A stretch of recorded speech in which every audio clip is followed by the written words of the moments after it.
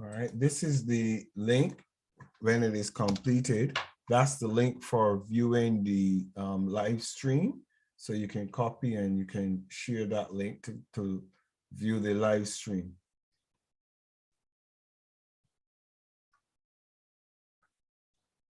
Your Majesty, I feel like honoring you today.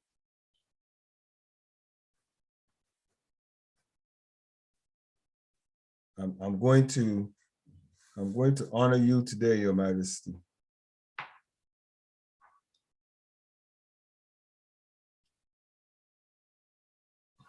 I will honor you today, Your Majesty.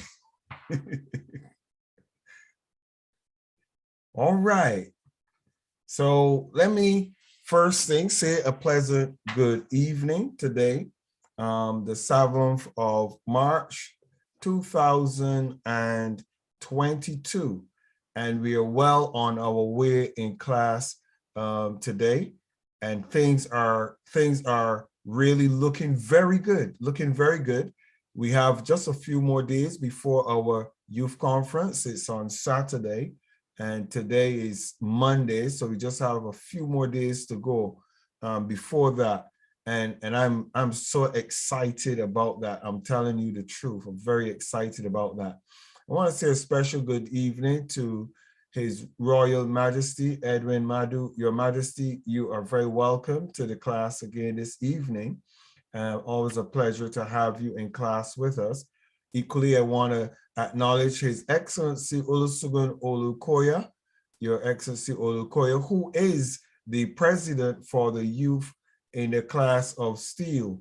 And I think that we are raising a great crop of individuals and looking forward so much again to Saturday coming.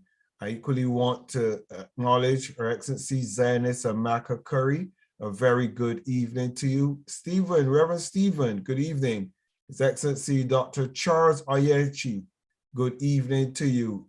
Your Excellency Adiola, Your Excellency Reverend Daniel Sopuru, pleasant good evening to everyone. You're very welcome to this evening's class. We're continuing our class on mindfulness. And this evening we're going to be looking at adaptive thinking. So let's start the screen sharing and jump straight into this evening's class. All right, let's do this.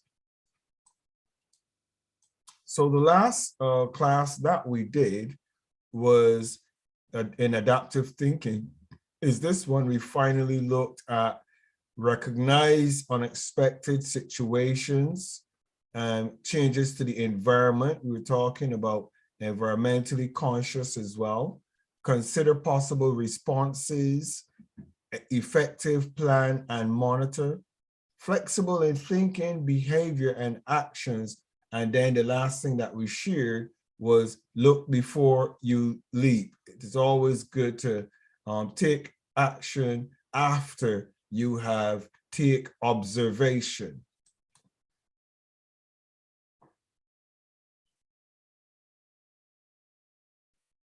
So let's look at change ahead, how to effectively adapt to change. How do we effectively adapt to change? What are some of the things that we're going to need to look at in light of adapting to change, and some things make suitable for a new use or a purpose when you look at adapting, become adjusted to new conditions, to adapt and to change. We're looking at making someone or something different and alter or modify. That's the meaning of the word to change, an act or a process through which something becomes different. Or equally, we look at change as replace something with something else, especially something of the same kind that is newer or better. Substitute one thing for another. Okay, so that's a little bit of definitions of change. So let's look at types of change. What are the types of change that are necessary? How to effectively adapt to change. So types of change. We have personal change. Changes occur in our lives as we work towards fulfilling purpose. So there's personal change. Then there's physical or mental changes.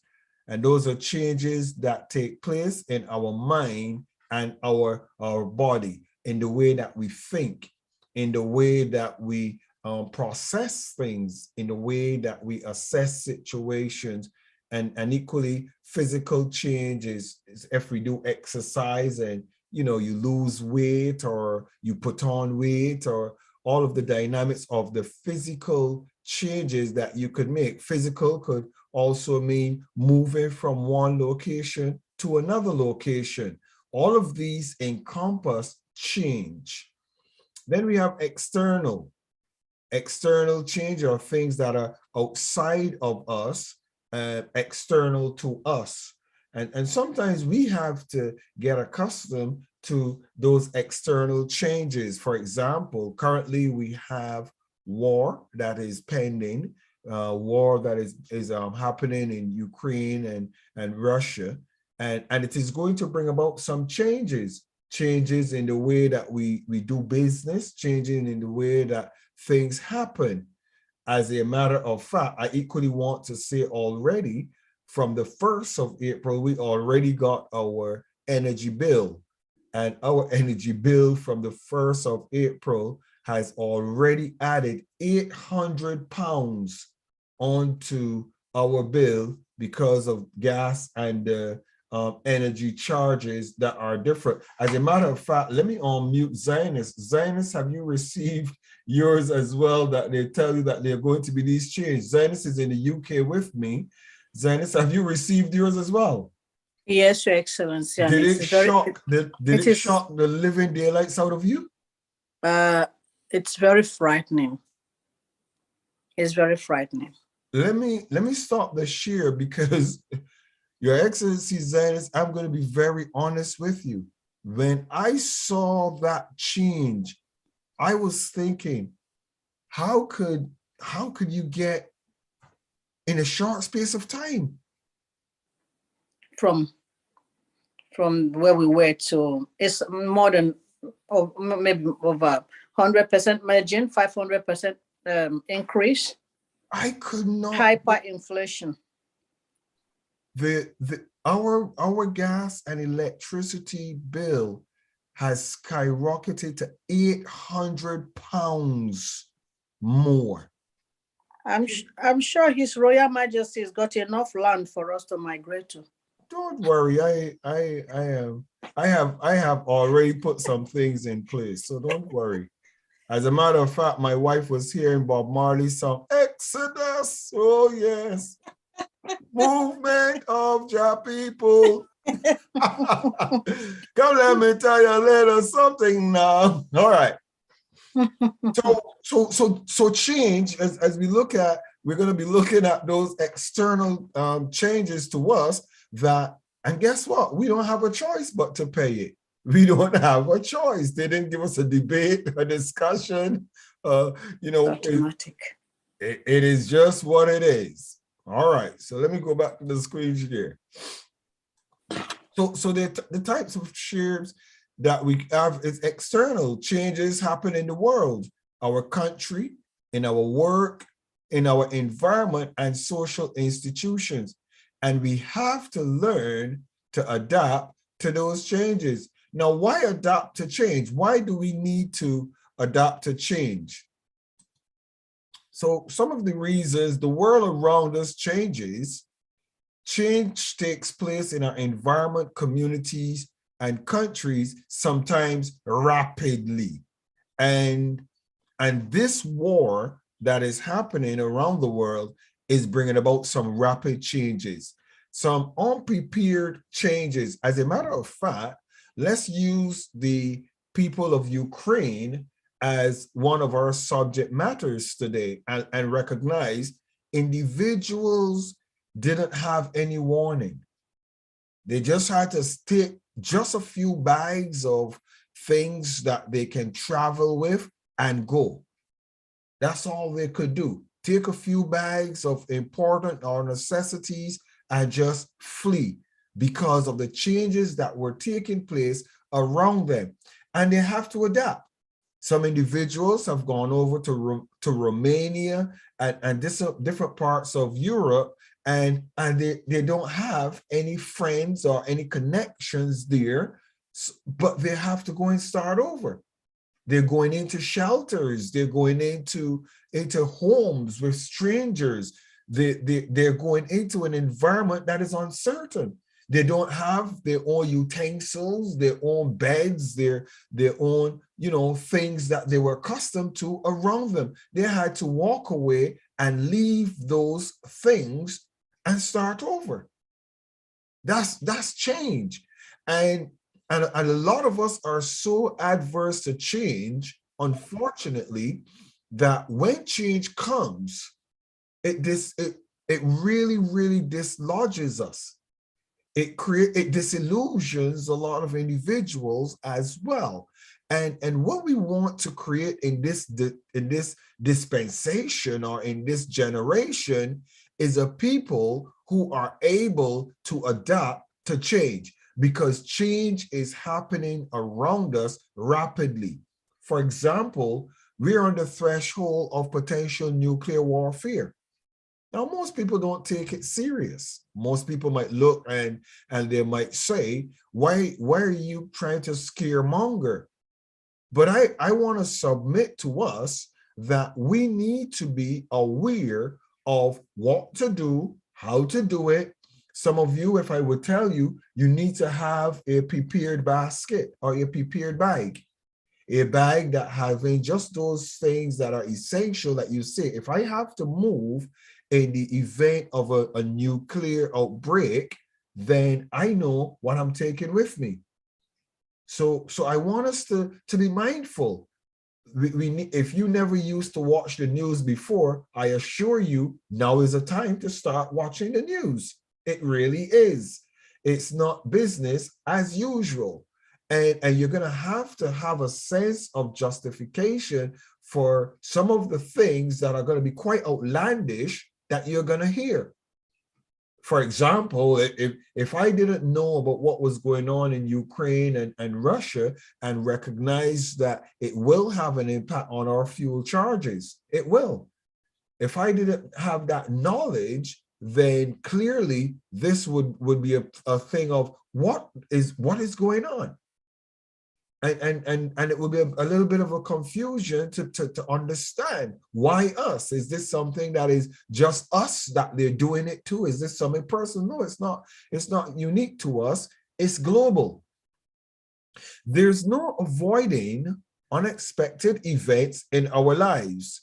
Change comes as a result of crisis, choice, or by chance. And the crisis that is happening, choice is for Russia. Russia chose to invade Ukraine. That was their choice. Chance is Ukraine. The Ukrainians it's something that they didn't expect. They're not prepared for, so it's by chance for them. So as a result of choice or by chance, and just by chance, we happen to be living in the UK. So it is going to affect us greatly. Not by choice, it is by chance. We must be able to learn and grow in order to live our best lives. Being prepared for change helps us to have more control over how we respond to any change we are faced with. Being prepared helps us. So if someone looks at myself and First Lady right now and say to us, we have 10 minutes to leave the house immediately to go to a bomb shelter, just going to be basic. We don't have a choice. Interestingly, First Lady already has a bag packed. Long time ago, we call it a crisis bag. And when you do crisis management in your training, you would understand what we're talking about. Every person should have a crisis option available to them. When a crisis comes, what do you do immediately? Do you have that bag with your passports, your driver's license, your personal effects that you know that if you have to snatch and run from your house, that bag is already packed? One set bag, it's put somewhere that if ever a crisis comes, you can take that bag and you can go immediately, because you know that in the time of crisis, if you have to move where you are dislocated without your desire or your permission, then you know that you will have those important things. So you're prepared. You're prepared for that change, and you're more in control. You're more resilient. You're more focused. And while others might be crying and weeping and panicking because of the things they left behind, you would already be mentally prepared that the things you had to leave behind, you have already acknowledged that those things are the things you chose to leave behind. And what you have with you, you know that you have those things that are going to give you the necessary start again if you need to start over. A few clothes, of course, and your relevant documentations, just a few things to eat for a couple of days if necessary, so that you know you have those things. For women, a few necessities that are going to be critical for you to have. And if you're a person that is aging, your medication, always a few important things. Now, does this sound like, Dr. Steele, you are giving us some very strange teaching at this time? Well, if you're not watching the news or recognizing that this is a strange time, I think you need to get prepared. I definitely think you need to get prepared, because a lot of people are in this period going to be leaving so much behind and moving into a totally different environment. So to become more resilient, why adapt to change? Because we become more resilient. We grow stronger when we embrace change and manage challenges in a positive way. One of the things that I do, and interestingly, I remember His Excellency Architect Olukoya, if he remembers, we did a challenge for the men in Nigeria, the men in Africa. We challenged the men to grow their beard. And I still remember those classes that we held, and tell some of the men, I want to challenge you to grow your beard. Have you ever seen yourself with your beard? And some of the men, they were chuckling, and we had a good time. It was a 4-week challenge. I can still fondly remember it. And they changed, some of them changed and got a beard. As a matter of fact, some of them even still retain that beard as a result of that class that we did. Why? Because we went through it together. The itching. We talked about how it itched you when it was growing out. We talked about how it made us look uncomfortable, and others were looking at us strangely because they're not accustomed, with the beard. And we talked about it together, and we laughed, and we discovered together how that process is. And the reason why I did that exercise was because I wanted to show us that change sometimes can be very uncomfortable. Change stimulates a lot of dialogue, as equally change causes individuals to look at us differently. Change makes room for new conversation. And it's interesting. So it helps us to become more resilient. I'm going to get ready to shave all of this here off of my face very soon. Why am I doing it? I'm doing it because I want my mind to be focused that you can continually change, Michael. You can continually either develop your beard, have a beard on your face, get accustomed to it, but also you could equally get rid of all of that beard and start over again, or go for a period with a clean face. Why? Because change is important to embrace, and it makes you a resilient person. You don't panic when things happen overly. As a matter of fact, interestingly, talking about the changing with a beard, I had an experience with one of my barbers. I had a high top that was very high, and it used to be like this. And how many of you know us men are very particular with our hair when we are young? Our hair is something that we're very particular with. And my high top was like this. Some of you heard of Fido Dido with this high top. And it was about, let me show you, about that height. So I used to get this Afro comb and comb it, and then you would get a book and you'd be patting. And I had an event, and I had this barber that was desperate to cut my high top. Desperate. As a matter of fact, I used to be in the bus, and if somebody in the bus has their window open and it blows my hair, it used to be funny because you would have it, the high top do like this because of the wind. And I'd be so angry because I said, please close the window, close the window. I remember back in those days. And Mark gave me a haircut because I said to him, Mark, I can't get to the barber because we were going out, and I just want him to touch it up. And Mark says, oh, let me touch it up. Let me touch it up. Because he just wanted the privilege of putting his hands on my high top as a barber. Well, my friends, I will show you. So my high top was shaped like this, up and out, like this. And Mark proceeded. I says, Mark, please, Mark, don't make no mistake. Just trim it, Mark. Don't cut my hair, Mark. Just trim. And my friend Mark said he did the first one. And when Mark did the first one went like this. And when I looked in the mirror, and I saw the first side that he was supposed to do, he did it like this.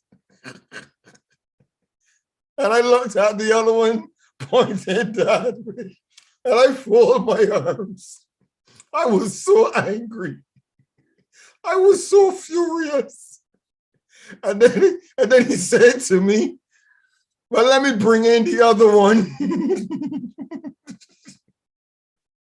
Well, I had no choice. So this one was in like this. So one is up like that, and the other one is in like this. He said, let me bring in the other one. And Mark proceeded to bring in the other one, and I don't know what happened to his eye, but he brought in the other one like this.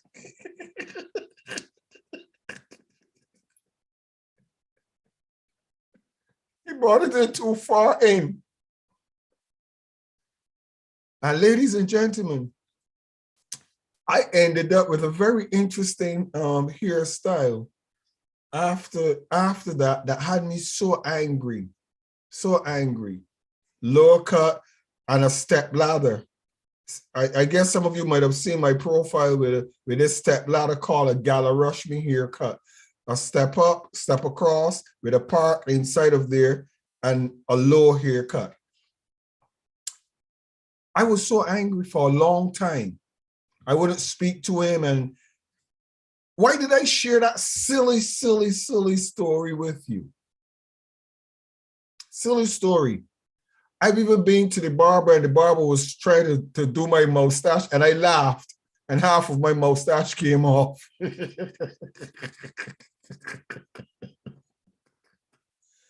Why am I laughing? You see, these things seem very simple. These things seem very simple. But some of you will be so furious if you got a damage to your hairstyle or to your facial appearance in some way. Being resilient gives you the ability it'll grow back. It's here. It'll grow back. It's a minor change. It's a tear on the dress. Okay, it's your favorite dress. So what? It doesn't have to destroy your character because it got ripped or it got torn. You can buy a new one. Being resilient helps us to look at things differently. You have a mug and the mug dropped and broke. It's my favorite mug. I will never get back. Okay, fine. What are you going to do? What are you going to do? Are you resilient? Can you handle change?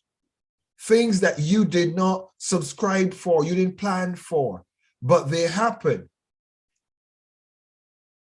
You're going down the road and you have 10 minutes to get where you're going and you're bang on time. 5 minutes into the journey, you get a flat tire. What are you going to do? Get angry, furious, kick the car, be fussing and fuming with your driver, beat the passengers or who was around? What are you going to do? Get on the phone calmly and make a call. I just have an emergency. I do apologize. I'm not going to be able to get there on time. So could you kindly give me a couple of minutes because I have to get my wheels sorted. As a matter of fact, a lot of Africans find it easy to make excuses when they're not even the truth. They make up stories, it's easy, but when the truth happens, they're furious, they're angry, and they don't know what to do. A lot of individuals. So there's a need for being resilient. There's a need to appreciate change happens. A lot of times, individuals that pass through the unfortunate circumstances of cancer when they're going through chemotherapy and they have to cut their hair. It could be a very horrible experience because they see themselves in the mirror a particular way all the time, and now they have to cut their hair. Now they have to change their appearance.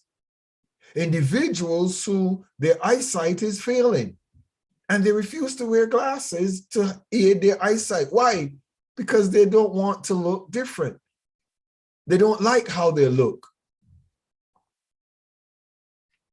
So being resilient is really, really important. Let's jump back into our slides.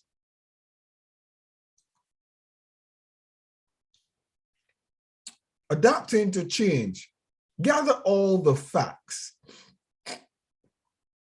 When we gather the facts, we make more informed decisions. It's easier. So there's a crisis that is happening in the world. How far away from it are you? What is the likelihood of it affecting you?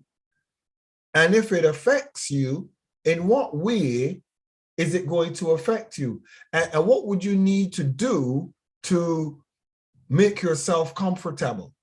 So it's called gathering the facts. You have a meeting and your boss is furious, or you have you are a member of a board of directors and you are privy to the fact that everybody is angry or upset or annoyed. Gather some facts before you go into the meeting. What's happening? What's going on? Well, we're going to have to make some very drastic changes. Why do we have to make those changes? Well, we have to make those changes because here are the facts. And it doesn't make you angry. It doesn't make you upset and overwhelmed. You just adapt. You become more resilient and you make informed decisions. Gather resources and support. What, where, and who. So in this crisis that is coming upon the world, what do you need? Where are you going to get it from? Who's going to supply it? What do you need? Where is the what that you need going to come from? Who's going to supply it? But then, where are you going? What are you going to need to get you where you're going? And who are you going to in the where? who are you going to? You need to gather the resources and the support. And then the who.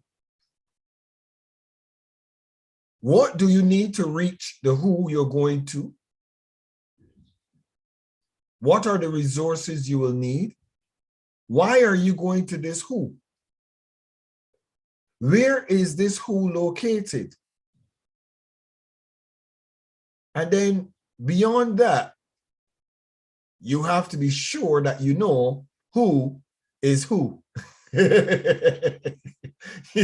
Make sure you know who is who that you are going to be getting involved with when you're gathering your resources and your support.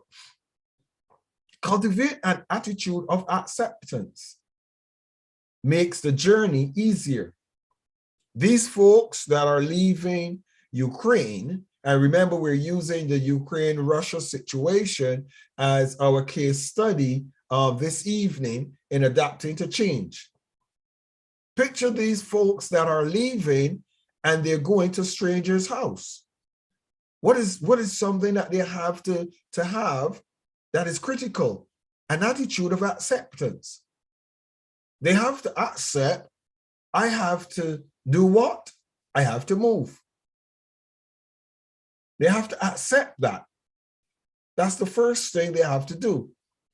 Then they have to accept the where, because where are they going? They have to accept where they're going. I'm going to go to Romania. They have to accept it.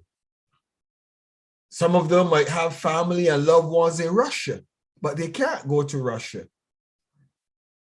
So they have to go somewhere else. So they're going to Romania and different parts of Europe. They have to accept that. But who are they going to? They're going to a shelter where they're going to have to lay down on a mattress in a room that is filled with others that are total strangers to them. You have to have an accepting attitude. You can't complain, you can't murmur, because as the saying goes, it is what it is. Great leaders and great individuals have a very important statement. It is what it is. You should write that down. It is what it is. In those things that are external to us, that we have to develop an accepting attitude, we have to recognize it is what it is. If you go to somebody's house, it's not going to be like your house. Their culture is not going to be like your culture. My family and my wife and I, we're pescatarians, and we eat very strangely. We have very strange eating habits in our house, very strange. And it is as a result of a crisis that we passed through. My wife almost died in 2019 in December, and we decided to change our diet totally from 2019 December till now. So we're pescatarians. So we have changed our diet by agreement. I have not eaten meat since December 2029. No form of meat whatsoever. Just fish and seafood. No meat. Nothing that breathes on air that is meat have we eaten since December. We had to change. So when someone visits us, sometimes it feels a little difficult to understand how to deal with persons that are going to come over, because we don't stock any form of meat. So we have to kind of formulate relationships that we get to know better what someone wants or how someone is and what would make someone feel comfortable. We have to do that. So it's a difficult thing to put in place because we're not like everybody else. Our habits are different. But when we go somewhere, we have to have a positive attitude towards what is there on ground. Because we're different, it's a different environment, we have to fit ourselves into that environment. When I travel, I adapt. I make sure that I find what is in my ability to deal with or to eat or to have. I have to adapt. There's some things I might not have and I cannot have, so I have to adapt when I'm traveling. As a matter of fact, I've even been to restaurants with others that had something to eat and I just had something to drink. I had to adapt. It was a change. Manage stressful feelings. Adapting to change helps us to manage stressful feelings. Become self-aware. Stressful feelings of overwhelm. Now we have to move. What do I take? How many of you know that when you have to move house, I hate moving house. Hate it with a hatred, because there's so many things that you have gathered that are important. I remember when we were in Barbados, we were in a very small apartment we were in a 2-bedroom apartment when my wife and I first got together. Our first home was an apartment, a 2-bedroom apartment. And when we were going to get married and put other things in place, I said to my wife, darling, I think we need a much bigger house. And I surprised her and we went into a huge house. I think it was 4 bedrooms, 4 rooms, and three toilets, a bath, etc. Huge house. We had, because I used to have services at home, we had in our sitting room that we can seat about 50 persons in our sitting room comfortably, no troubles, huge house. And over the time that we were there, we gathered quite a bit of things. Our garage had quite a bit of things that I gathered. And then when we were moving from one area to move closer to the city. It was a nightmare for me, because the first thing my wife did was decided she was going to get rid of things from the garage. How many of us men know what I'm talking about? As a matter of fact, as we're talking about change, how many of you men know the first thing the wives want to do is touch the garage with the men's things to reduce what needs to be gotten rid of first? And we look at our tools. We look at tools that we haven't used for a long, long time. We look at a whole lot of things that we kept, books and documents and old letters and old papers and shoes that we don't wear and different things that we look at. And we're in a position where my wife is saying to me, darling, I'm gonna bin these things. You don't use them. They're just there in the garage catching dust. And I said to my wife, I will help her. I says, darling, let me help you. And every time my wife says, I'm going to throw this away, I was saying, not that, darling. That's important. You remember, you remember, you remember. And I was always in a mindset of, I can't get rid of this. Come on, I'm talking to us. This is all about accepting change, and this is one that is hard for us men, but it's also hard for women as well. It is. And the reason why I'm talking about it is because it's going to culture your mind. It will culture your mind. And I said to my wife, all right, darling, I'm going to leave home and I'm going to let you get rid of whatever you want to get rid of. I'm going to leave. So I left, and my wife had the field day on my things that she thought was necessary to get rid of. And when I came home, I could still see myself looking in the garage, almost empty and clear. And I thought to myself, I said, oh my goodness. I says, darling, where is? And she's told me, watch this. I got over it. Come on, somebody wave at me. You get over it because you actually recognize those things, as important as they were just in the garage, and I never went to them. I never even seen them for so long. The only thing that was a bother is that I knew they were gone. But the truth of the matter is, I never went to those things. Now watch this. When we got to our other house, we were there, and then the Lord said to me, Michael, it's time for you to leave Barbados.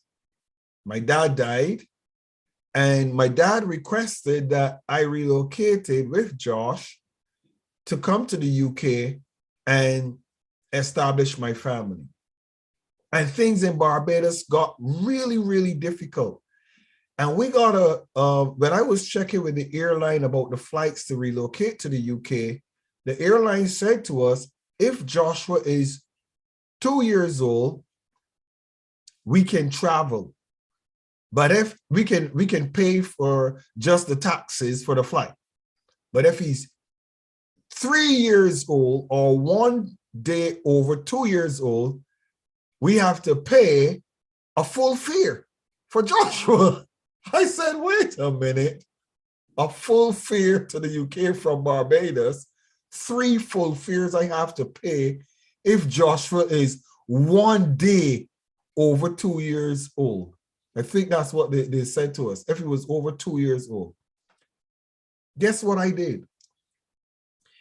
It was in September when we found that out, and Joshua was going to be, it was in the ending of September, and Joshua was going to be 2 in November, the 26th.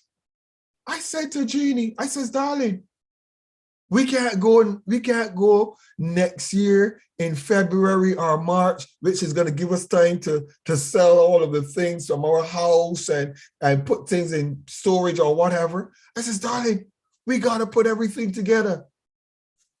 Long story being made short, I and my wife, we had to get everything sold out of our house, and I got rid of so many suits. Your Majesty, my Armani suits, my Hugo Boss suits, all of my top suits, Your Majesty, all of my shirts, my shoes, so many Italian shoes. Your Majesty, my clothing, my shoes, my polo shirts, my designer shoes. But that's not all, Your Majesty. My books, my wife's college books and university books that we had establishing our library. But wait a minute, Your Majesty, our computer systems that were new and everything we had to get rid of. My equipment, my sound equipment, everything.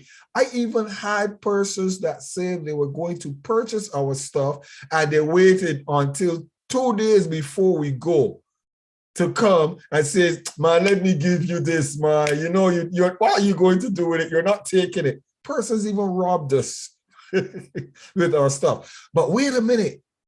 We even had to sell our dog, because our dog was a special breed dog, high quality, and I had to give him to a security company, because I had to sell him to a security company because we could not give him to strangers because of the dog that he was. We had an Akita, a very high breed Akita. But watch this. I'm sharing all of this importantly for a reason. When I left, I didn't have to look back. I said to my guys there, get rid of the rest of stuff. All of the clothes and whatever, get rid of them. Just deal with it. Because we could only carry one suitcase.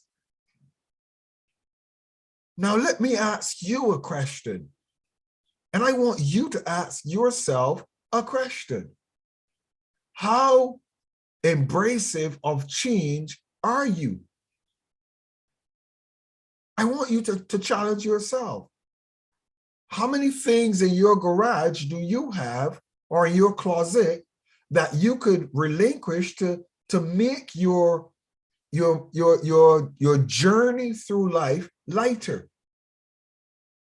We carry so much clutter, physical clutter.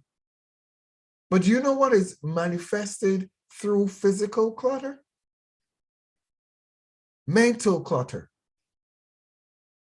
Because you see, when you have the ability to let go of things easily in the physical world, it also manifests in the physical world, in the spiritual world, in your thought world. Somebody hurt you, rub you the wrong way in the physical world. It affects your thoughts. It affects how you look at people. It affects you. But are you able to easily let it go? Are you able to easily say, oh, don't worry, I can release this? Some of you have gone on journeys and lost things. I remember I went on a trip to Romania, and Your Majesty, this one hurt me very badly. I went to Romania on one of my trips, and I went to an antique shop. I love antiques. I love collect. And I got a series of swords. You know those hand swords with ivory handles.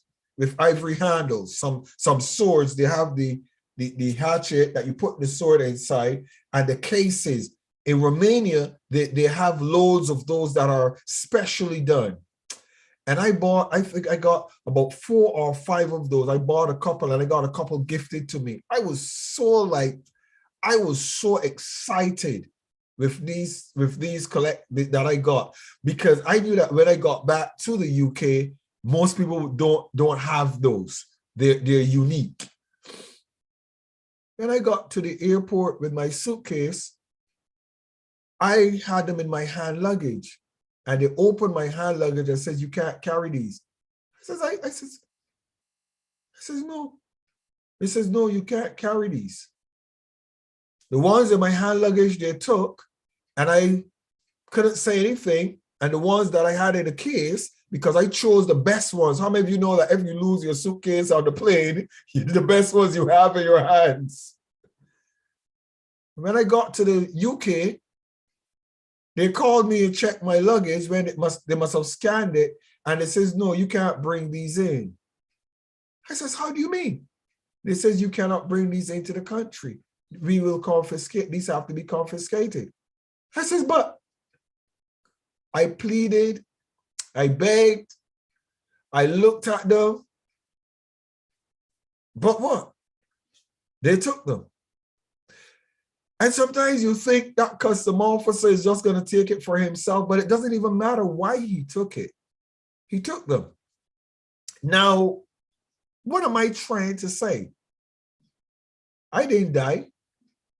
I just had to figure out for the future reference, if I'm going to have things like these, how do I deal with it? How do I manage exporting or getting them to the other side? I just need to do a little bit more research. I want you to look at yourself and ask yourself the question, how do I deal with change? How do I deal with it? How do I deal with change of being in one position in a job and you're successful, and now things have changed on you and you have to take a downgrade in a job? My wife is so overqualified, Jeannie. Jeannie has so many qualifications, so many, that her and I, we used to laugh when you go for a job and it says, "We can't employ you," and you ask, "But why?" You're overqualified. What does overqualified mean when you want a job, anything to do? you're overqualified. We can't bring you, we can't employ you. She worked for the government of Barbados. When they were building the airport in Barbados, Jeannie was the personal secretary and assistant to the engineer, the chief engineer for the building of the Grantley Adams International Airport in Barbados. Then she also worked in the government for the Ministry of Defense, and she was the secretary to the deputy in the Ministry of Defense in Barbados, the Barbados Defense Force. And she's also passed ground school. She's a student pilot. She has English level at the highest level, and she has economics, and she does management, all type of management. And when you hear you're overqualified, it can be overwhelming. How do you manage change? How do you deal with it? I guess the way Jeannie dealt with it is get her own company. Set up your own company. If nobody can hire you, then get your own company. But how do you manage change? I'm going to close with that this evening. And when we pick it up, we're going to go back to, we looked at gathering the resources, the who, what, and where. If we just quick peek at that, gathering resources and support, what, where, and who, cultivate an attitude of acceptance. So now we're going to look at, we looked at practice a positive attitude, managing stressful feelings, change your mindset, pay attention to what you can control. All of these are things that are important, but I don't want to run through them because I want us to be really focused on these dynamics. That's why this is lifelong learning. Some people are in such a hurry. They don't take time to digest what they've just received. They just want the whole story, everything. But sometimes it is good to be in an environment where you can ponder some things. You can think about them. You can look and realize, wow, I need to focus. I need to slow down. I need to reevaluate the things that I esteem as important. We have some young people in the class of Steel Youth. I'm so proud of them. I am so proud of some of the young people in the class of Steel Youth. We have two young ladies from China. And when Ruth and Elizabeth, when they say to us, they're students, they're from Ghana, and they're students in China, in a university, and they're part of the class of Steel Youth. And when Ruth says to me that they're 8 hours ahead of us, China is 8 hours ahead, and the class of Steel Youth meets on Saturdays at 5 p.m. So 5 p.m. on Saturday is 6, 7, 8, 9, 10, 11, 12, 1 a.m. in China. 1 a.m. in China. And they have been in class, this is over 7 months without fail. 7 months every single Saturday without fail. And they say to me, they have to fight sometimes to stay awake for class because they do not want to miss class, because the value that they're getting is so important.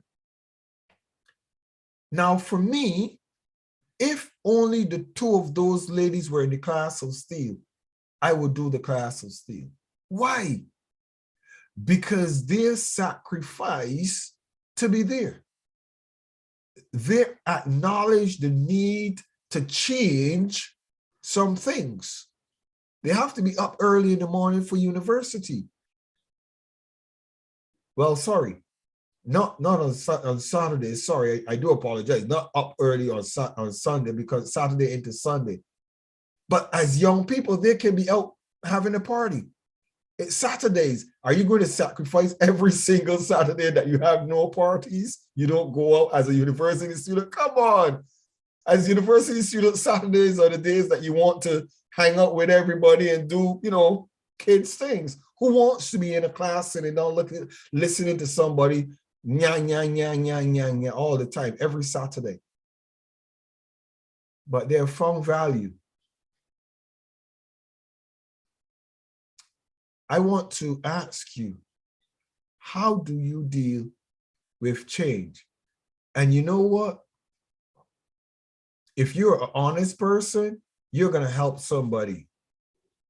If you were, a wannabe, there's some people who they behave as if they're all that and a bag of cheese or a bag of chips. They've reached. Oh, yes, I know. I'm like that. I do that all the time. That's easy for me. It's not easy for me getting rid of my stuff, even now. It will never be easy. Change is not easy. When I shave my beard and I get rid of all of this, it's not easy. But it's a mindset that I have that I accept it. I appreciate it. I value what I'm doing. So all of these things about what is happening, I embrace them so that I can get to the next level. I'm going to, for the sake of Your Majesty, I'm going to call on you, Your Majesty, as an authority in our midst. What is your take on this evening's session on embracing change, Your Majesty? What is your take? And Your Majesty, I know that I'm going to put you maybe on a spot. I hope not. But what is your take on change and what we've discussed this evening?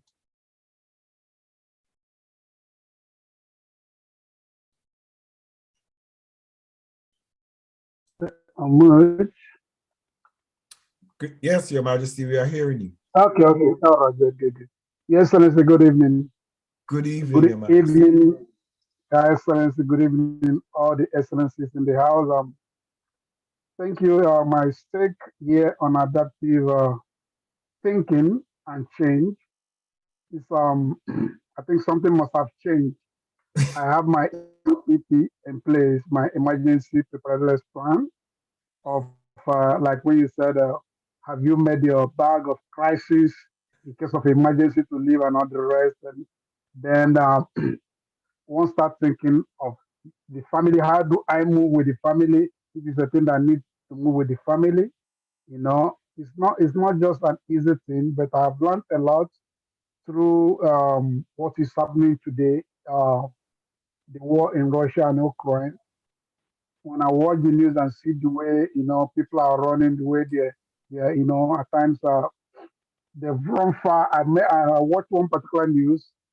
The family they've gone a little bit far, and they remembered a baby doll of the child because the child was crying.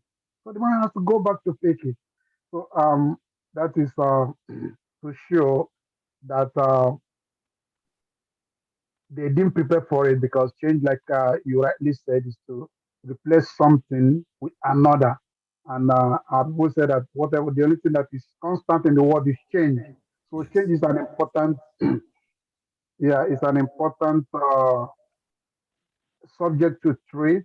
And then how do we control what happened in the world now? Because most of the things that are happening, maybe some of them through the news and media we were told, we were equally advised, trying to make a critical analytic presentation of what is happening. But now, from what I've learned this night, I see that there are a lot of things when it comes to external change. There are a lot of things that you cannot even control. Most of them you run into them and then you start thinking back. I mean, that is when it comes to being adaptive to what you are meeting along the line because it must be, it's not like how you focus to do it. You cannot be relaxed again to saying that the situations will force you to make a quick change, make a quick thinking, position yourself, accept, adapt, then move on. You know, it's not a bed of roses like what you said about what it is, what it is. And people, and people say it's gonna be. What's gonna be. That is you're going. You're going to move into a thing, and when you really move into it, all you need to do is to activate a positive attitude towards what is facing you or what you're facing at that moment. So it's not like it's a planting, but if it's a planting like a personal change, you must have, like me personally, I must have thought this line I'm following is not really good for me. I must put a change. So I plan it ahead. You know, I have some plans put in place why I must change. But when it comes to this type that is happening now, which is no change, then the physical and mental changes actually is within what happens around someone, the way you're seeing it, the way you analyze it, what you want to do. So it takes you to think even more. It takes you to move your mind and label yourself. Say, I don't think this has to be like when you're going to, like when you're going to make a presentation. You have such a physical, and you have to think, is the presentation is okay? Like the other day you were telling us, listen to yourself first before you speak. So hear Mhm. yourself first. So there are things that you must put in place, and now if you put them in place and you're faced with a crowd because you're prepared, Yes. you're dishing out. You're dishing out, but if you one is not prepared, then you mess up the whole situation. Mhm. So, Your Excellency, like I said, it's not. I said every evening we're on the class. A lot of things happens. This is just one of those classes that one would like to keep a lot of notes. I was busy making my notes because, like I said, I'm learning. I'm learning a lot. So thank you. Let me give a chance and time to other excellencies in the house to make a contribution. Thank you. Thank you so very much for your contribution, Your Majesty. I am going to forever say it. Your Majesty, your humility and you're an amazing leader. You're an amazing leader. Those that you lead, Your Majesty, should be very proud of you. It takes a great leader to sit and listen. It's a change sometimes, and I applaud you. We in the class of steel, we love and we appreciate you for your part in the class of steel. You are a breath of fresh air, and I hope that other leaders will look at learning through your eyes. Look at learning as it's not as you're demeaning someone. It's not as though you're creating an environment of inferiority. Superiority will always have need for added knowledge, as great as we become. And I applaud you, Your Majesty. Well done, sir. I applaud you. Dr. Charles, Your Excellency, Dr. Charles, what is your take on this evening's class on adapting and change and getting rid Yeah. of those things out of the garage? Your Excellency, I think that greetings. I thank God for this class and every other excellency in the house, most especially Her Royal Highness Lady Steele, who has been packaging everything. And I think that this class is quite on course and on time because it's the situations that are happening. I believe that our country learned maybe from the UK to just hike whatever they like anytime.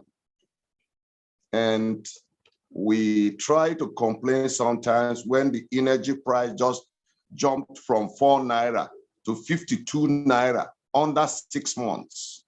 Mm. So, but like you said, I think the governing thing in adapting to change is this mindset. if one does not have a dynamic mindset, there are some people, I discovered that there are change that will occur. Some will go and take their life and commit suicide, that they can't handle this. Because their minds, they are shattered.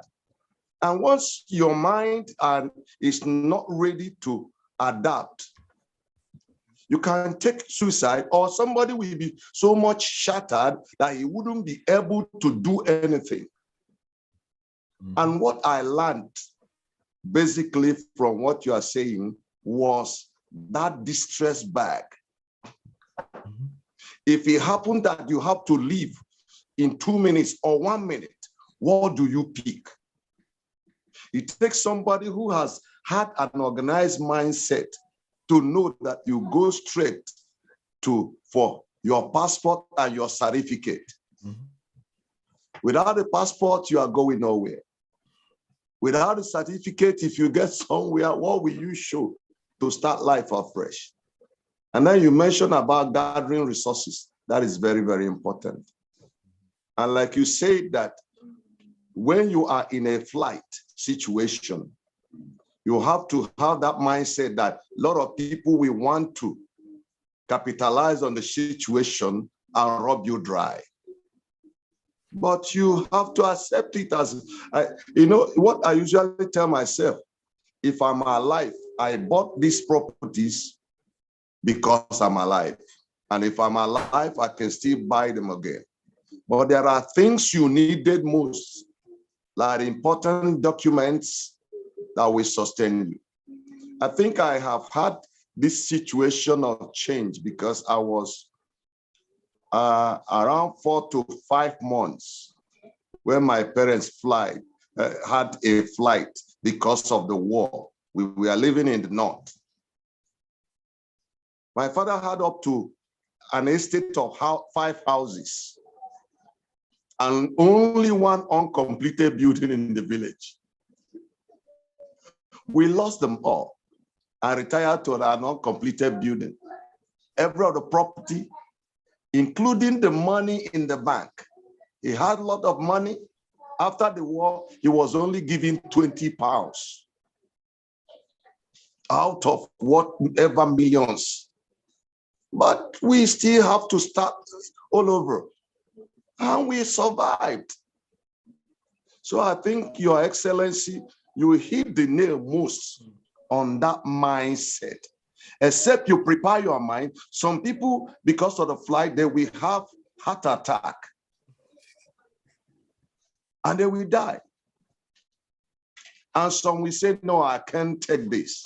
It is too much for me. I take my life. I can't face this alive. But if I may say what the Lord says, we are in the world and we are not of the world. We are like people that are on transit. Unexpected can happen anytime. And your teachings has actually prepared us to be ready to handle unexpected. And I believe that is mental maturity. And that mental maturity is all about mindset, dealing with our mind, being able to accommodate change anytime it comes. Your Excellency, you have done noble. And I still bless God for you. The resources you gather, the content and the values is really very, very educative. And you have done noble. May God bless you real good in Jesus' name. I am still Dr. Charles Onyechi. I will give rooms so that everybody will contribute, because I wouldn't want to run over everything and not allow room for somebody else. Remain blessed. You are changing. You are changing. Of course, I have. You taught us about team playing. Your Excellency, I'm playing team game. Thank you, sir. Come on, let's celebrate, Dr. Charles. Come on, let's celebrate. Thank you so very much, Your Excellency, Dr. Charles. I want to go to the lady amongst us, Your Excellency Zionist Amaka Curry. Your Excellency Zionist, what is your take? You're going to represent the ladies that throw away our things as men and help us to how do you see this change and adapting, Your Excellency Zionist? A pleasant good evening, Your Good Excellency, evening. Bishop Dr. Michael Steele, and I salute First Lady, Her Royal Highness, Jenny Steele. Wait. Let me pause here. Dr. Charles, what have you, Your Majesty, please unmute yourself before, let me pause here. Your Majesty, have you realized that in the space of Dr. Charles's salutation or greetings, First Lady Jeannie has gone to her Royal Highness, her Royal Majesty. Yeah, the voice of men. The voice of men, they said, and it is the voice of God. So if they are giving her that, she deserves it. She's the queen of the house. Okay. You are my father. I yield. Go ahead, Your Excellency Zionist, please. Yes, go ahead. Thank you, Your Excellency. Yeah, before that title was conferred by man, God has already ordained it that she be one. So, and that's why I call her Royal Highness. I go on to greet His Royal Majesty, Your Excellency Edwin Madu. Greetings to you.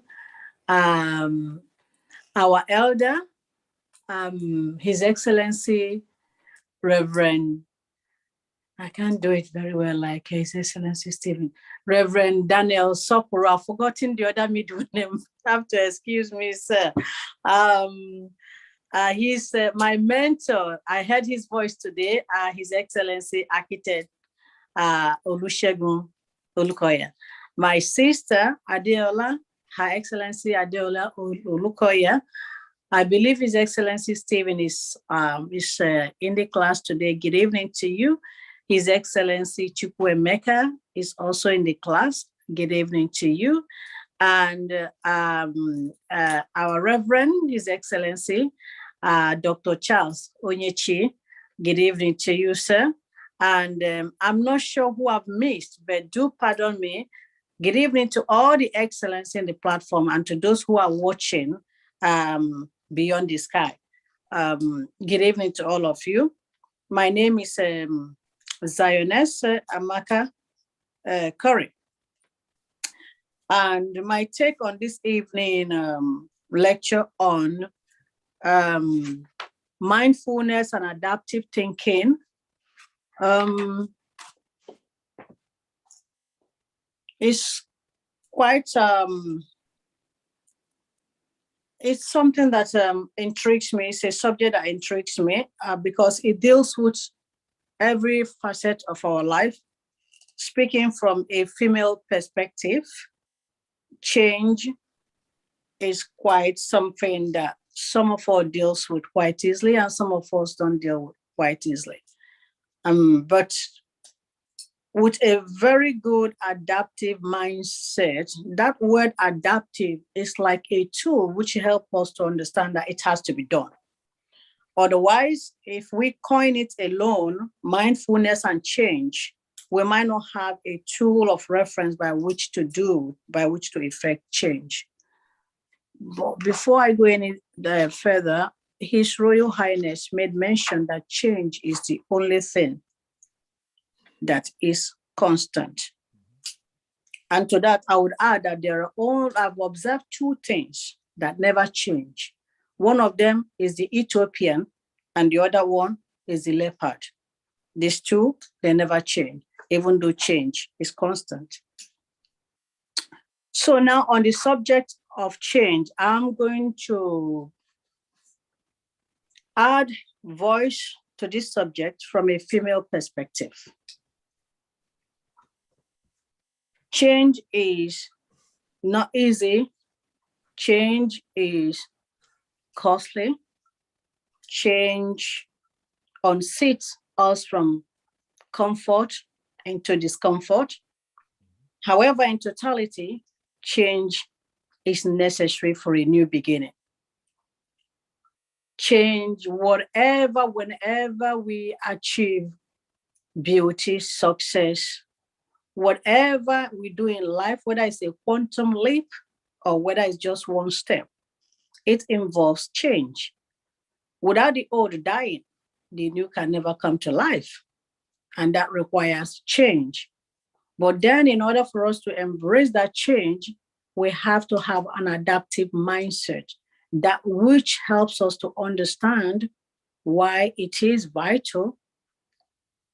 Not, I wouldn't use the word to change, but why it is vital to allow change to take place. So, Your Excellency, you mentioned clutter. Some female, I wouldn't generalize because I don't know, I don't want no come back to me. So I'm not going to generalize. Some females find it very difficult to let go of personal item. I know females that can have one item or two items of wigs that they wear for over and over and over again, especially if it's a Brazilian wig and it's been very expensive. They find it hard to let go because of the cost, even though when styles have changed. And so to a lot of personal effect, our likes and our preferences in life, sometimes as female, and I'm saying as female because I can talk about men, but I would just want to bring the point closer home. We can find it very, very, very hard to let go. In the office situation, we can find it very hard to shift from one post to another or change from one office environment to another. Letting go, taking a child to the school for the first time, it is very, very difficult. We get in the car and we start sobbing. And then the next time we go back to the nursery and say, give me my child. I can't cope. I can't let them go. And you find, the nursery staff saying, it's going to be okay. You just go home. The child, we adapt, you will adapt. And some parents grieve for a week or so because they just can't bring themselves to the fact that their precious child is going to be managed now by somebody else. And it causes pain, it causes hurt.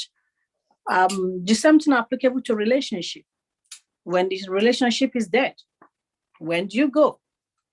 Do you believe some people believe it shouldn't happen? It shouldn't happen to them, but maybe that's change, calling the person to shift so that something new, can materialize. The same thing with items of the garden, the seeds, onions and stuff like that. There has to change is constant. But one thing I have to implore all of us to consider here is rational thinking person can work through change and accept change. But there are people who are not able to assimilate the necessity of change. People who are mentally challenged, they can't understand that. People who have gone through abuse can't understand why they have to move on, why they have to have a change of mindset. And without seeming to take up time, to those group of people, I speak to them and I tell them I understand and I appreciate whatever situation they are in, and the fact that change may not be accepted easily by them as with any other group. And to those people, I say a prayer over them. I say, may God give them the serenity to accept what cannot be changed. And may God give them the courage to change what should be changed. And may God give them the wisdom to distinguish from the other. Thank you, Your Excellency. Thank you so very much, Your Excellency, Zionist. And interestingly, one of the things that a lot of females experience in their first pregnancy, especially young women, is the change. And the change can be so dramatic, but also traumatic.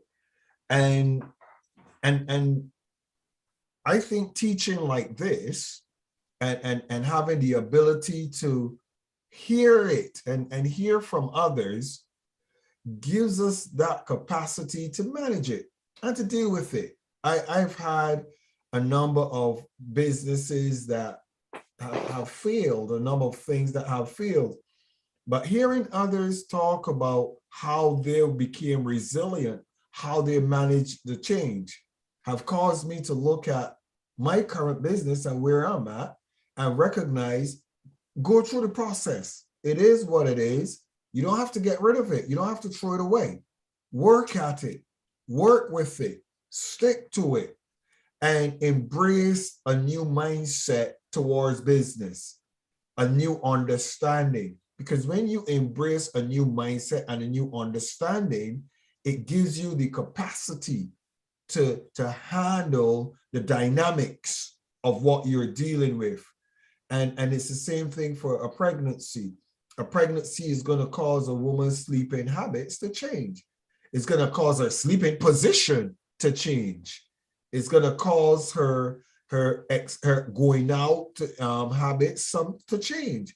It's going to cause her sexual activities to change. It's going to cause her the way she feels about her clothes and when she looks into the mirror to change. And they go through that process. And some handle it, but others don't. Now, after a baby is born, it creates another set of changes that are very difficult to manage, extremely difficult to manage. And outside of the structure of a family, it could be very horrible. It can be very horrible. So women have an ability to change. I said all of that to say something specific. That is why women make better COOs and CEOs than most men. Because women have the ability to fire you quicker than a man would. Because a woman will look at you, and if you do not step up to the plate, she'll fire you. And you will think, but I want you to go with me, some of you men that are listening. I want you to go with me because I'm going somewhere.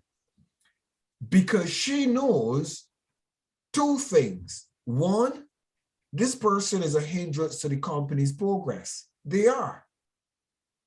And they're a liability, not an asset.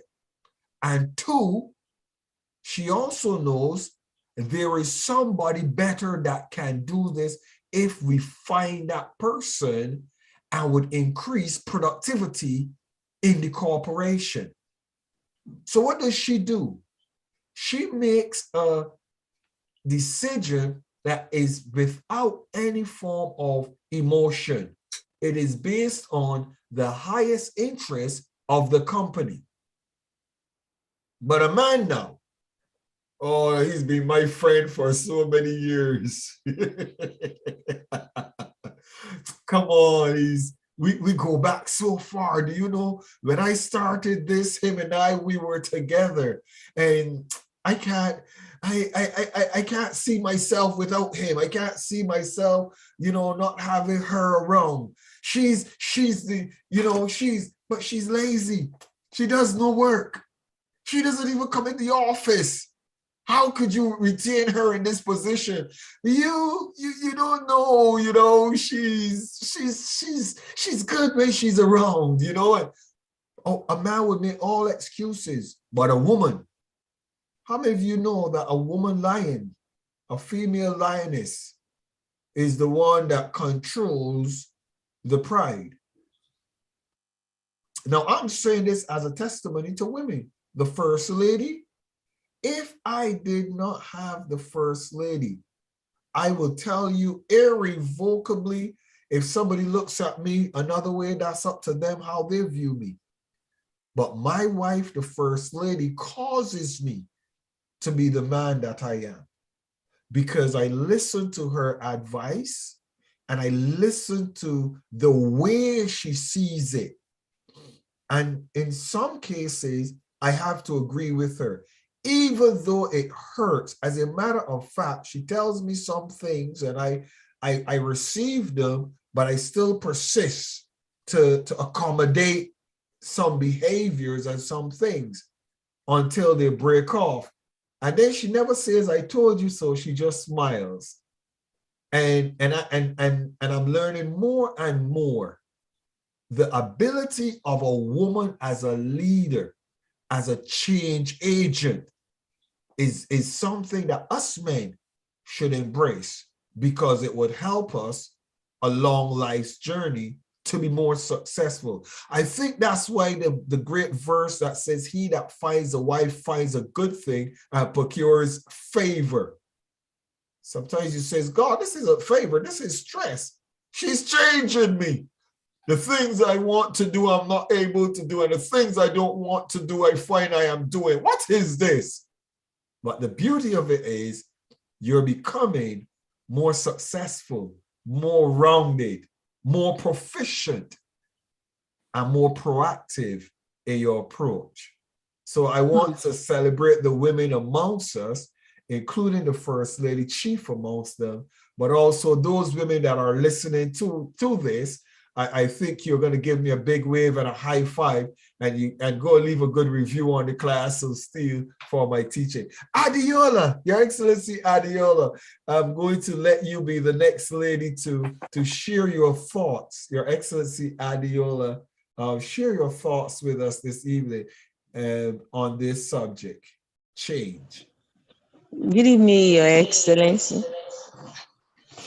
Good evening to First Lady. Good evening to all the Excellency in the house. It's a privilege to be in the meeting this evening. And the topic we're looking at today is very important in everybody's life. Because anyone who does not go through a change in life, is actually not moving, or not experiencing progress, or not living at all. As we were talking, and we were saying something about change and why we need to change, why we need to adapt to change. And I just remember when I first got married, before I got married, I was used to being myself alone, going to work, doing whatever I wanted to do. Then when the first baby came, I was asking my mother-in-law, I said, how am I going to cook? Wow, to wake up in the morning to do this, bathe the baby and do that kind of thing.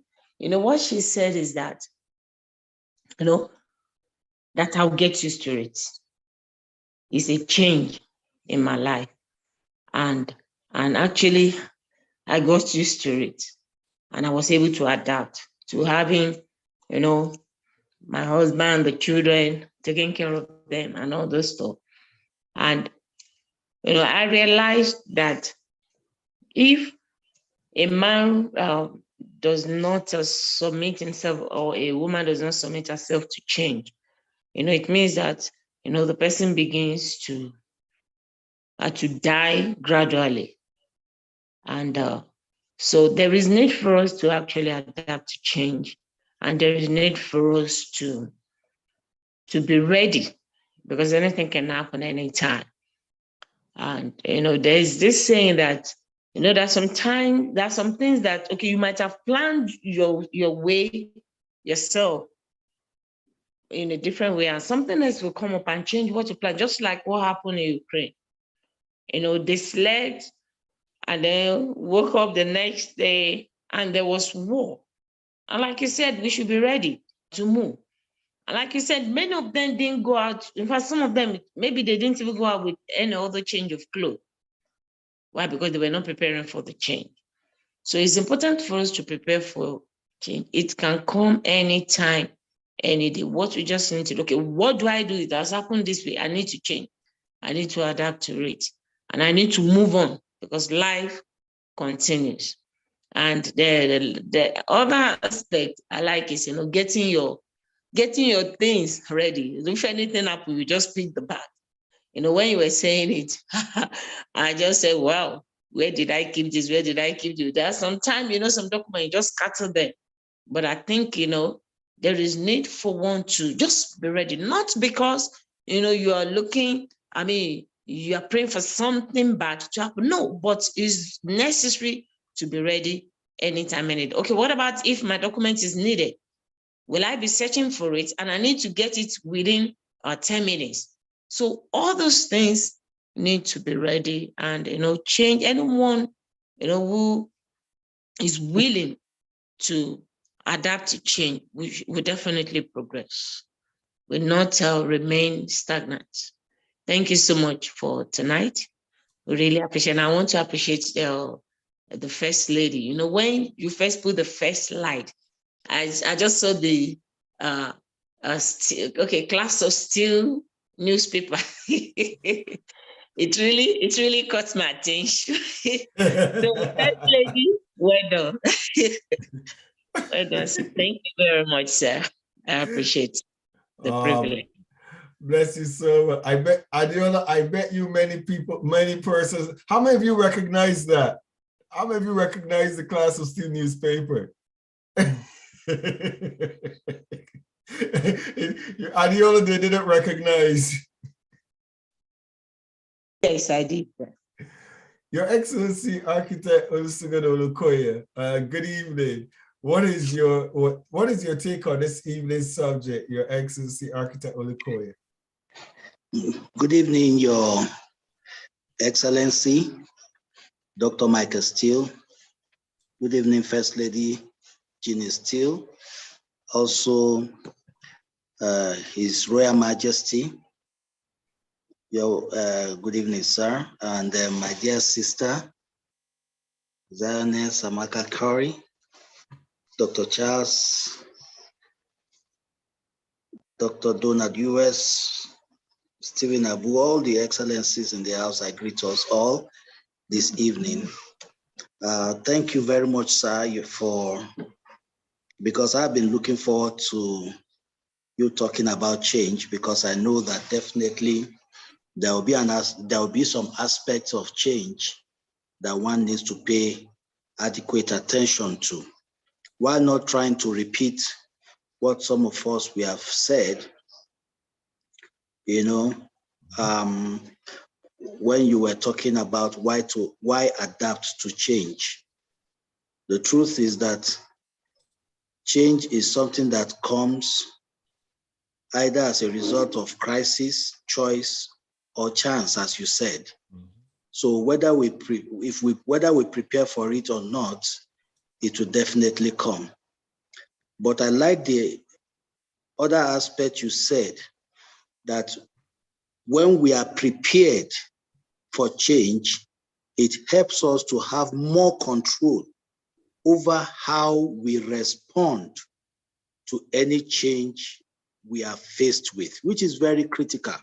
So it means that it is our response to change that either makes us or mar us. So the change will always come. The change will always be there.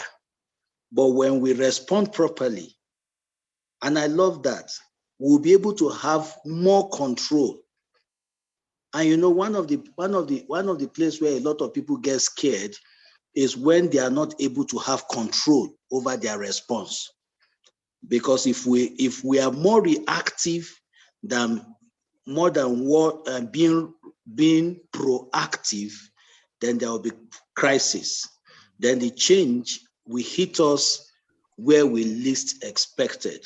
So our response is very critical in everything that has to do with change. And that response we must take control. And honestly, I love that aspect. And it's an area that we must not let it slip past us. Because once we fail to prepare, then we have lost control.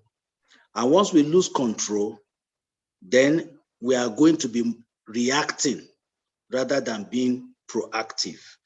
And so I love that statement. I love that aspect. It struck my heart. It struck a chord in me. And it's an area that one must, one will seriously, look at.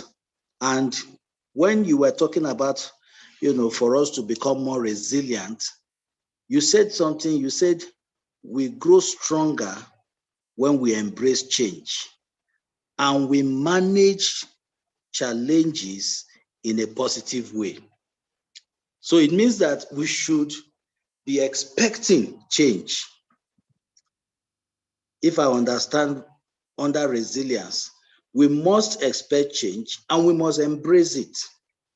So it's not something we should fight, but rather we should embrace it. And when we embrace it, rather than fighting it, rather than opposing it, what happens is that the challenge that will come with change, we will be able to handle it and manage it in a positive way rather than a negative way. So it is very critical that we begin to prepare our minds. Just like we said earlier, it's not that we are expecting evil, but rather we are just being real. We are being realistic. Change must come. And because change must come, then we must prepare our minds to face it. And that will grow resilience within us. So no matter how difficult those changes may be, we will be able to face it. And when you were talking about, gathering of facts and gathering resources and support, I know that the class of steel is a place where we have a support system. I can never forget, I will never forget, I will keep saying it, a place where you have a family, a place where you have a place is like a safe haven, just as, where people are going to take refuge, where like in a war situation. The class of steel is also a support system. I am not afraid to talk about myself in the class of steel because I know I may look vulnerable, but I am safe. I can freely talk about whatever challenge I may be going through in the class of steel. There are some people, they get such information, they will use it to hit at you and destroy you. But in the class of steel, I feel safe talking about who I am. I feel safe talking about how I feel, and I can share very intimate things in the class of steel. So many people are not free to do this, but I can assure us that, class of steel is a resource center, and it has a support system that we can feel safe to be vulnerable, even in the class of steel. And I really want to point that out, that we don't need to feel unsafe in the class of steel. We don't need to. You can feel safe in the class of steel. That's why this is a support system. And I would like to stop here. Do I have other things to say? But because of time, I really love what we have shared tonight. But I really want to emphasize that, please, you need a support system. Class of Steel have got your back. Thank you. My name is Architect Olukoya Olusegun, the youth director of the Class of Steel. Thank you, Excellency. Thank you so very much, Your Excellency, Architect Olukoya. I will share this with us. And it's important and it's noteworthy what I will share with us. When I went through my horror stories of life, anytime you go through a horror story in life, you want to ostracize your situation and isolate yourself. And what that does, what it actually does, is it incubates the problem. And if you incubate something that is horrible, how many of you know that it stinks after a while? If you incubate something that is horrible, it putrefies after a while. And when you incubate pain, shame, regret, disgust, sometimes when you incubate it, it creates some very toxic outcomes for you as an individual in the way you think, the way you process things, and the things that you allow in the future because you incubate them.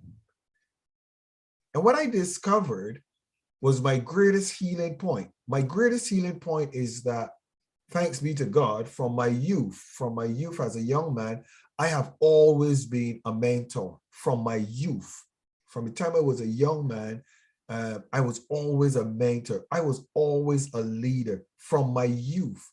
As a matter of fact, every church that I have been a part of as a young man, I found that the pastors, they respected me and they loved me for the advice and the counsel. And that can be good and it can be bad as well. It is bad because when I have a problem or a challenge, the persons that I would normally be looking, or one would normally be looking at going to help you, I find that I was the person that was helping them when they came to me with their problems. So I was a young leader without somebody to be able to kind of, support me. But what I discovered is that I got support from the people that I helped. If you get what I'm saying. I did not look at my divorce as I'm the only person on the planet that will be divorced.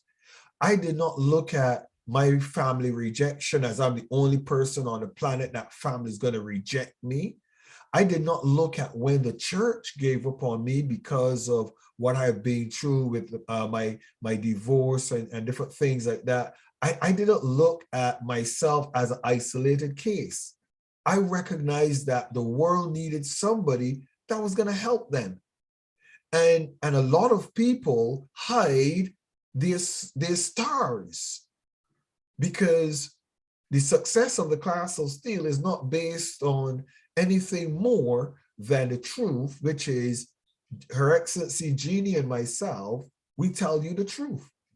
We tell you the truth about our lives and what we go through and what we have experienced and things that made us better and things that improved us. Now, I said all of that to say this. Your Excellency Architect Olukoya, you are a Nigerian, and Nigerians need individuals that are going to tell the truth, that are going to talk about some of the difficulties they've experienced. It's not foreign. It's not horrible. It's not good. It's not bad. It is what it is. Dr. Charles is a minister and you have a vision and a focus and you're building. And there are persons who are going to listen to the Class of Steel broadcast. And what you share with them is not exposing yourself, but what you share with them is identifying that you too, as an individual, experience some of these things. You too, as an individual, have some of these weaknesses that you're working on yourself. There's any person that is ashamed of going into a bathroom. Come on, somebody. I'm going to break it down so simple. Any person that is ashamed of going into the bathroom to take a shower is crazy. You're crazy. You're going into the bathroom to take a shower because you're a human being. You are normal. What is the shame in going into the bathroom and taking a shower? Because you want to clean up yourself. But watch this.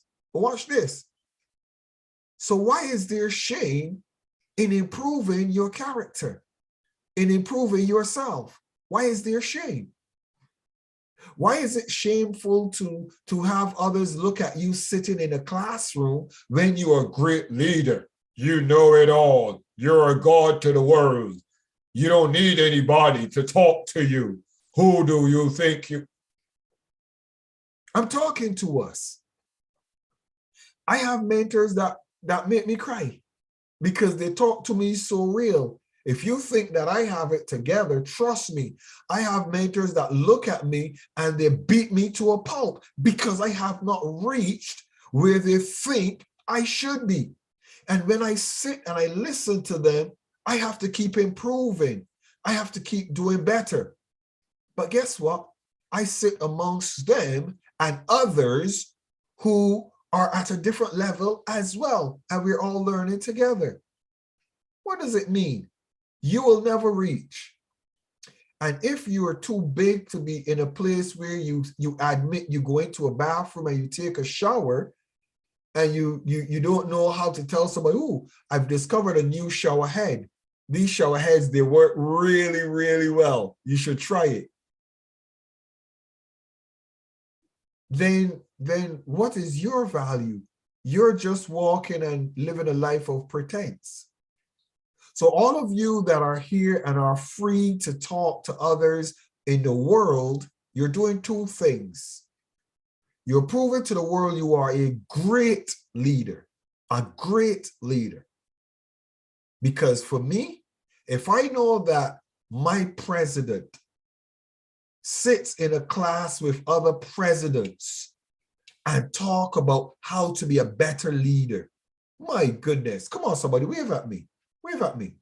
Come on. Wouldn't you celebrate a leader that is like that? Wouldn't you be proud of him? I look at myself as a leader. If I came into the class and I don't allow you to respect and honor the First Lady who works so hard behind the scene. As a matter of fact, the First Lady is actually asleep right now, and I'll tell you, because she did not sleep all last night. We were up all night long planning and putting things in place and doing meetings, and then I had long meetings, and she was preparing the website. Go look at the website. Go look at the Class of Steel website. Me and the First Lady, we did all of that together in the past 2 nights without sleeping, continually putting it together, making sure that all of our company websites are connected and put together, making sure that our partners and associations are in the right place. Come on, somebody. If I did not celebrate her and behave as if I'm somebody great, people would call on me thinking that, oh, it is him. It's not me alone. Some of you need to give credit to your partners. Some of you need to give credit to your team. How many pastors go to church and they're so proud of their ministry, and you never hear them talk about the old widow that comes and does all of this and that and the next and the third? You're doing it for God. You're not doing it for man, you're doing it for God. Come on. I'm talking to us. How many leaders go into the office and that young lady does all the work? They do nothing but read what that young lady has submitted. And that young lady feels as though she's a nobody. She doesn't even feel appreciated. Come on, somebody. We could do better as a people. We could do better as leaders, as change makers. I think that our scars, those things that have wounded us in life, were deliberate by the universe or by God or by the Creator. I think they were deliberate.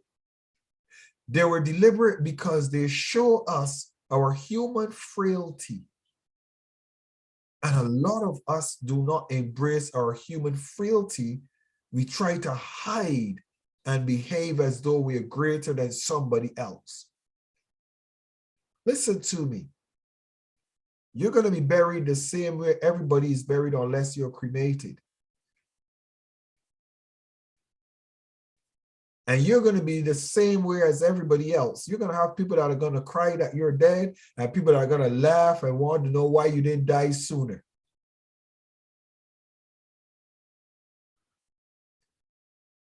You're going to be in an, not you, we're going to be doing things in life that we're going to have people say, are you crazy? Why are you doing that? Are you mad? Are you going to reduce yourself? Why would you reduce yourself to that level? And then we're going to have some of the same very things that we're doing. Some people says, oh, I'm so proud of you. What you're doing makes me, I look up to you. Because that is the nature of life.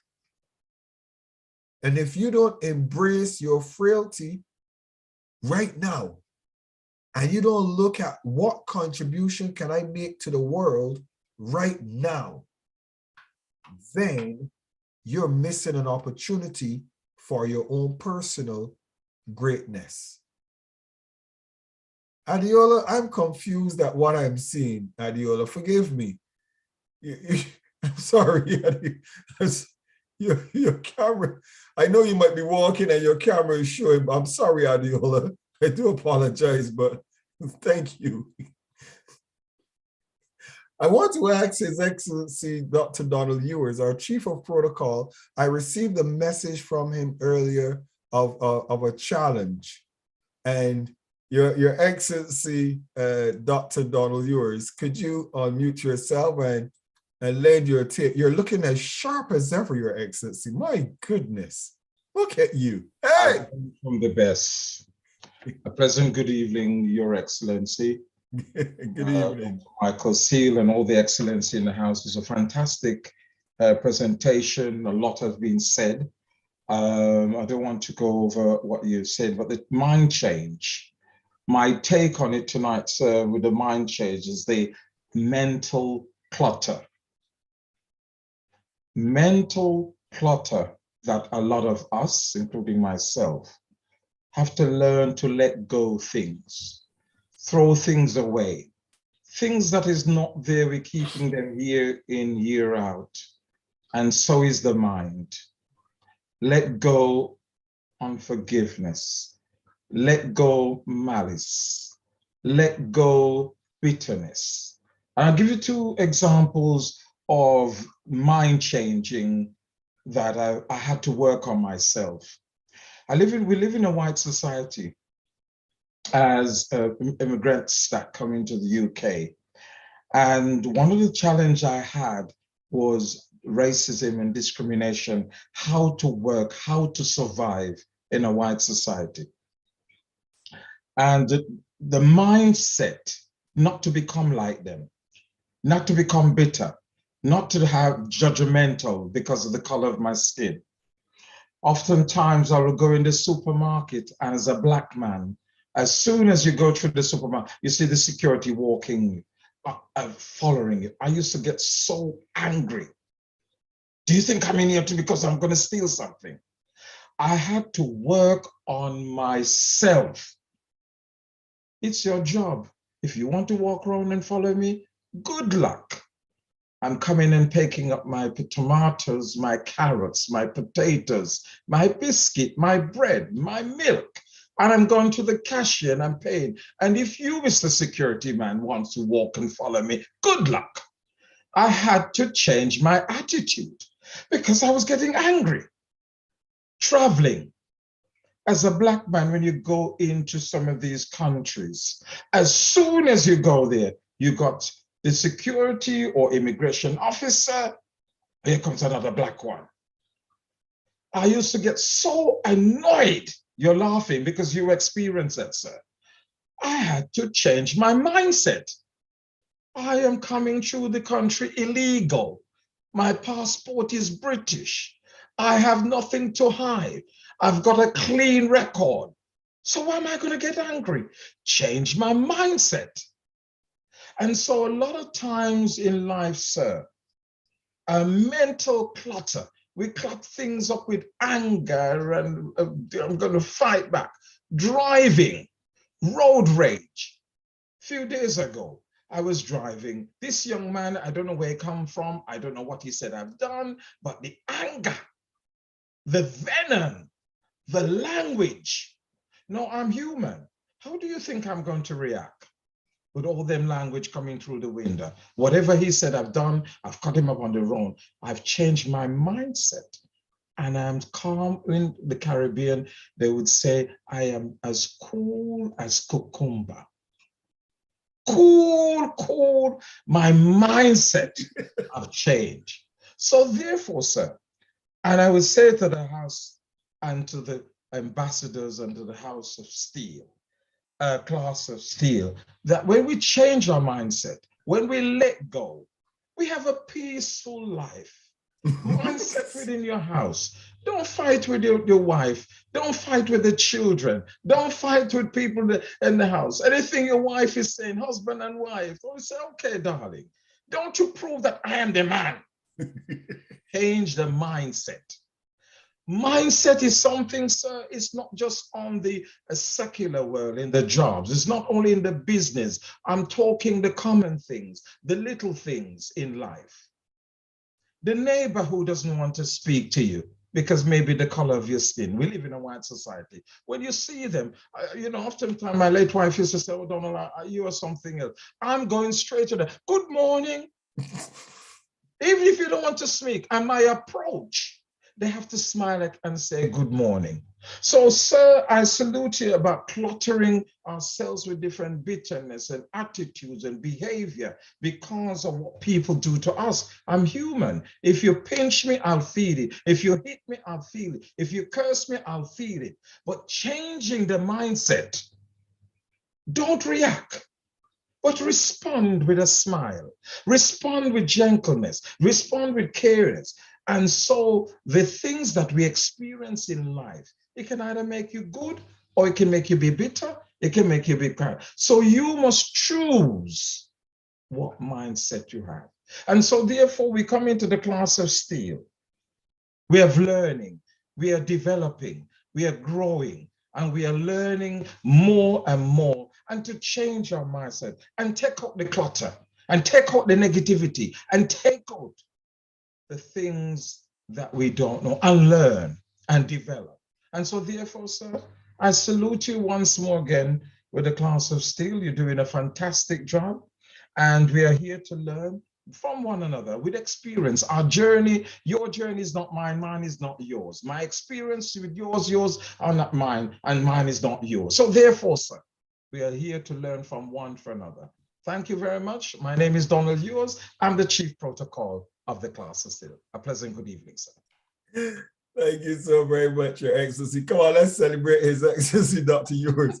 Your Excellency, I want to embrace your calmness in the midst of your conflicts, and I wish you well as you navigate through those circumstances. Bless you, Your Excellency. I want to, Your Excellency Daniel Saputo, Reverend Daniel Saputo, give your take quickly on this evening's class. And thank you guys so very much. Those that are watching this class, we've gone a slight bit over, but I think this evening's class has been extremely intellectually stimulating. And we have some really good dialogue and debate and discussions this evening. So please allow us a few more moments, and then we will wrap up this evening's class. So thank you so very much for your patience with us this evening. Your Excellency Daniel Saputo, please give your take on the class this evening. Thank you very much, Your Excellency Bishop Dr. Michael Steele. And I want to also greet all the excellencies in the house. I will be as brief as anything because all the people that spoke have actually spoken my mind. However, I would like to say that when we talk about changes, changes can be positive and they can be negative. And but in both, we must have adaptive mindset to be able to cope. Because we find out that when a change is negative, for instance, and you don't have adaptive mindset, it is actually harmful. A 15-year-old boy killed himself. And what was the reason? He had a girlfriend who left him and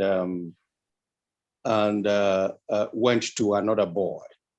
So this young man couldn't bear it. He couldn't adapt. He couldn't change his mindset.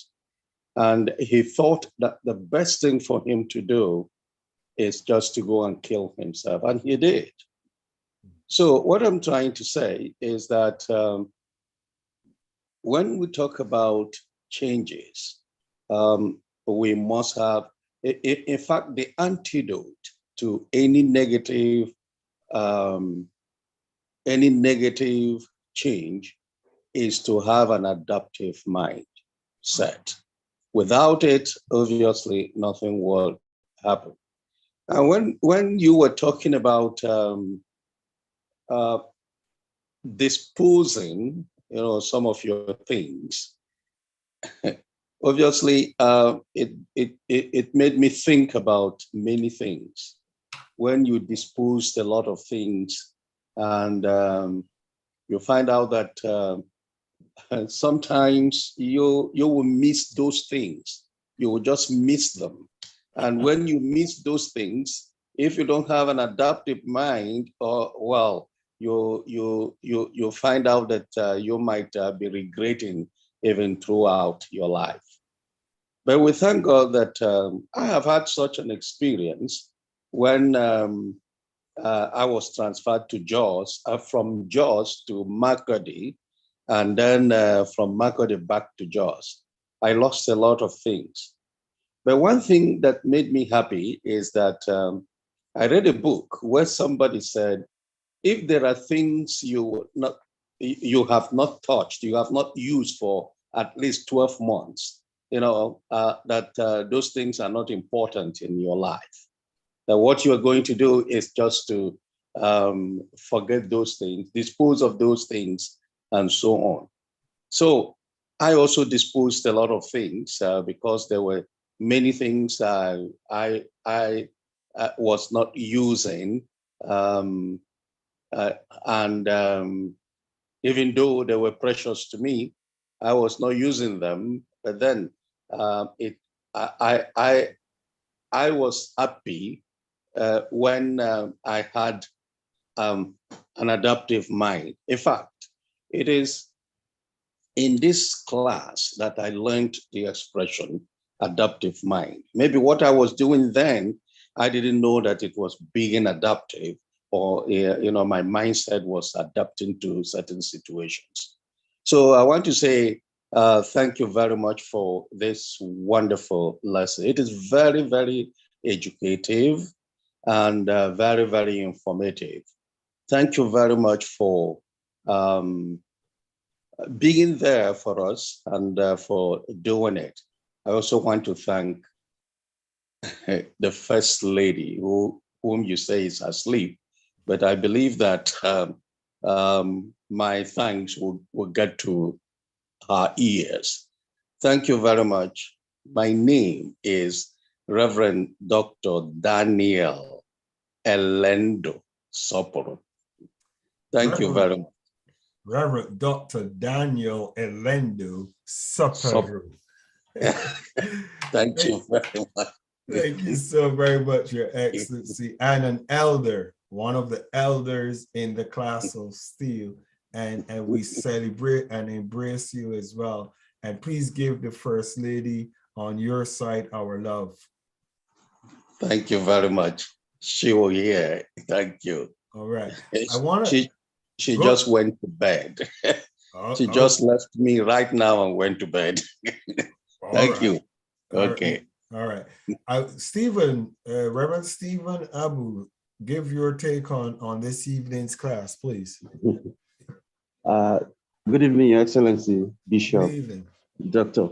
Michael Steele. I want to greet Her Excellency, Her Royal Majesty, Jenny Steele. I want to greet Her Excellency to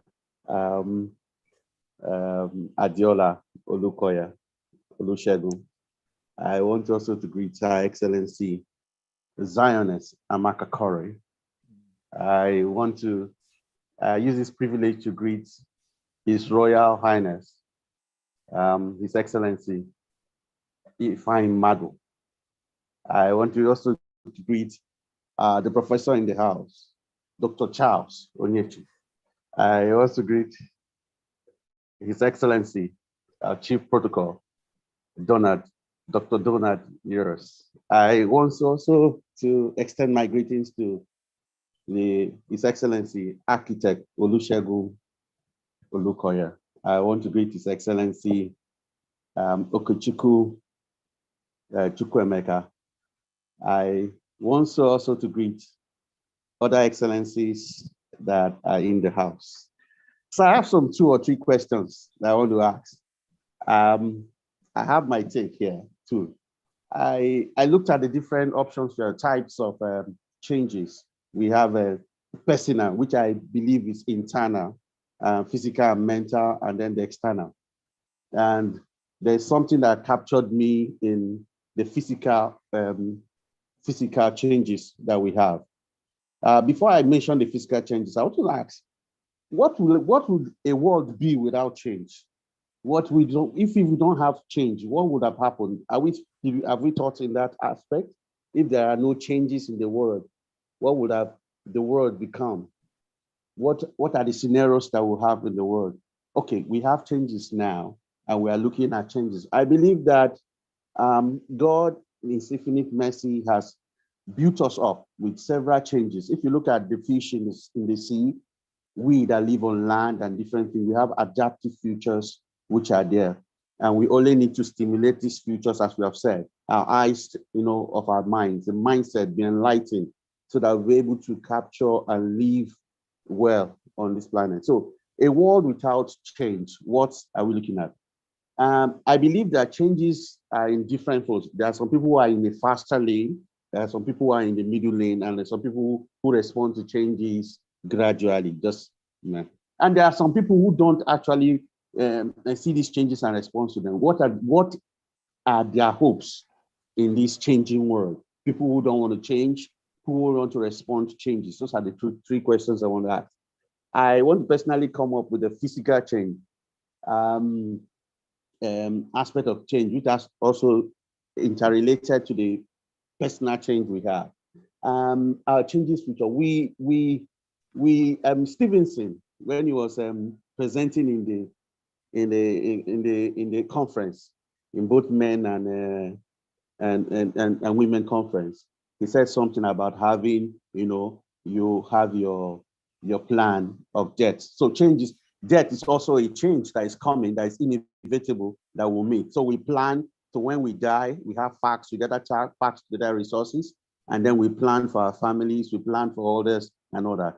Even though we know that it's not, people don't look at it in our own culture, that planning that you should have a will, it's like saying you want to die, you want to plan to die, but you have to plan. So that's another change that's coming. If you look at our aspect of growing, we grow from, kids, toddlers to grow, and all that, we become old. We must, the things we used to do when we were young have to change. We have to adapt as we are getting older. We cannot go and jump from a tree when you are up to 60, because you don't have if you jump, your recovery rate will not be as when you were young, you could jump for a tree, a mango tree and all that. Those are scenarios we are looking at that physically. So a lady who wants to get married, let me take an example. I want to get married and I like slim ladies. And I got married to a slim lady and suddenly she's getting fat. How am I going to adapt? I don't want a fat lady, but she's getting fat. So that's the relationship. So I have to get a bit. How do I deal with this scenario? And you said to, ladies giving birth and all that. By the time they start giving birth, they lose focus of the man they have and begin to concentrate their love for the child they have. And then before you want to do it, and then you feel that the love is not there. So there are changes that are coming on, and they are very, very, very, at a faster rate they are coming. And it needs us to, bring out adaptive futures where we can actually curtail, tolerate, and also, be able to bear these changes as we are. So physically, we are changing. Emotionally, we are changing. The relationship is changing and everything. So we have to adapt as we are going. So this is very much, it's so big. I'm trying to, bring it down to the level and control we have. And you said something that we have the 3 C's. This evening, I got to know about the 3 C's, the crisis, condition, the choice we need to make, and the chance we have. So Ukraine didn't, they have to go through the 3 C's. The crisis came on them. They had a choice to make. They even don't have a choice to make. They have to move chance, to prepare and all that. And we have to be prepared. What are our responses, as His Excellency Architect Olukoya said, what are the responses? What are our responses to this crisis, to these changes? Will also determine if we will go ahead or not. Sir, I beg to stop here so that you answer those few questions from him. I said, first of all, how is the world? What if there are no changes in the world? What are we going to look at? If places, what is there for people who don't want to change? And how can we bring out people that don't want to change to an aspect of changing and better their lives? Thank you, sir. I remain Abu Stevenson. Thank you. Thank you so very much for your questions. I wish that I had asked you to comment first, because your questions are quite thought-provoking. Well, the first one is, what would the world be like without change? There's no thinking on that, because most people don't even know that every single day you lose a layer of skin to dirt, because the cells on your skin, they die. And when you have a shower, you wash them off. If you don't bathe for a long while, you'll recognize that there's a buildup, and all by yourself, it is just dead skin.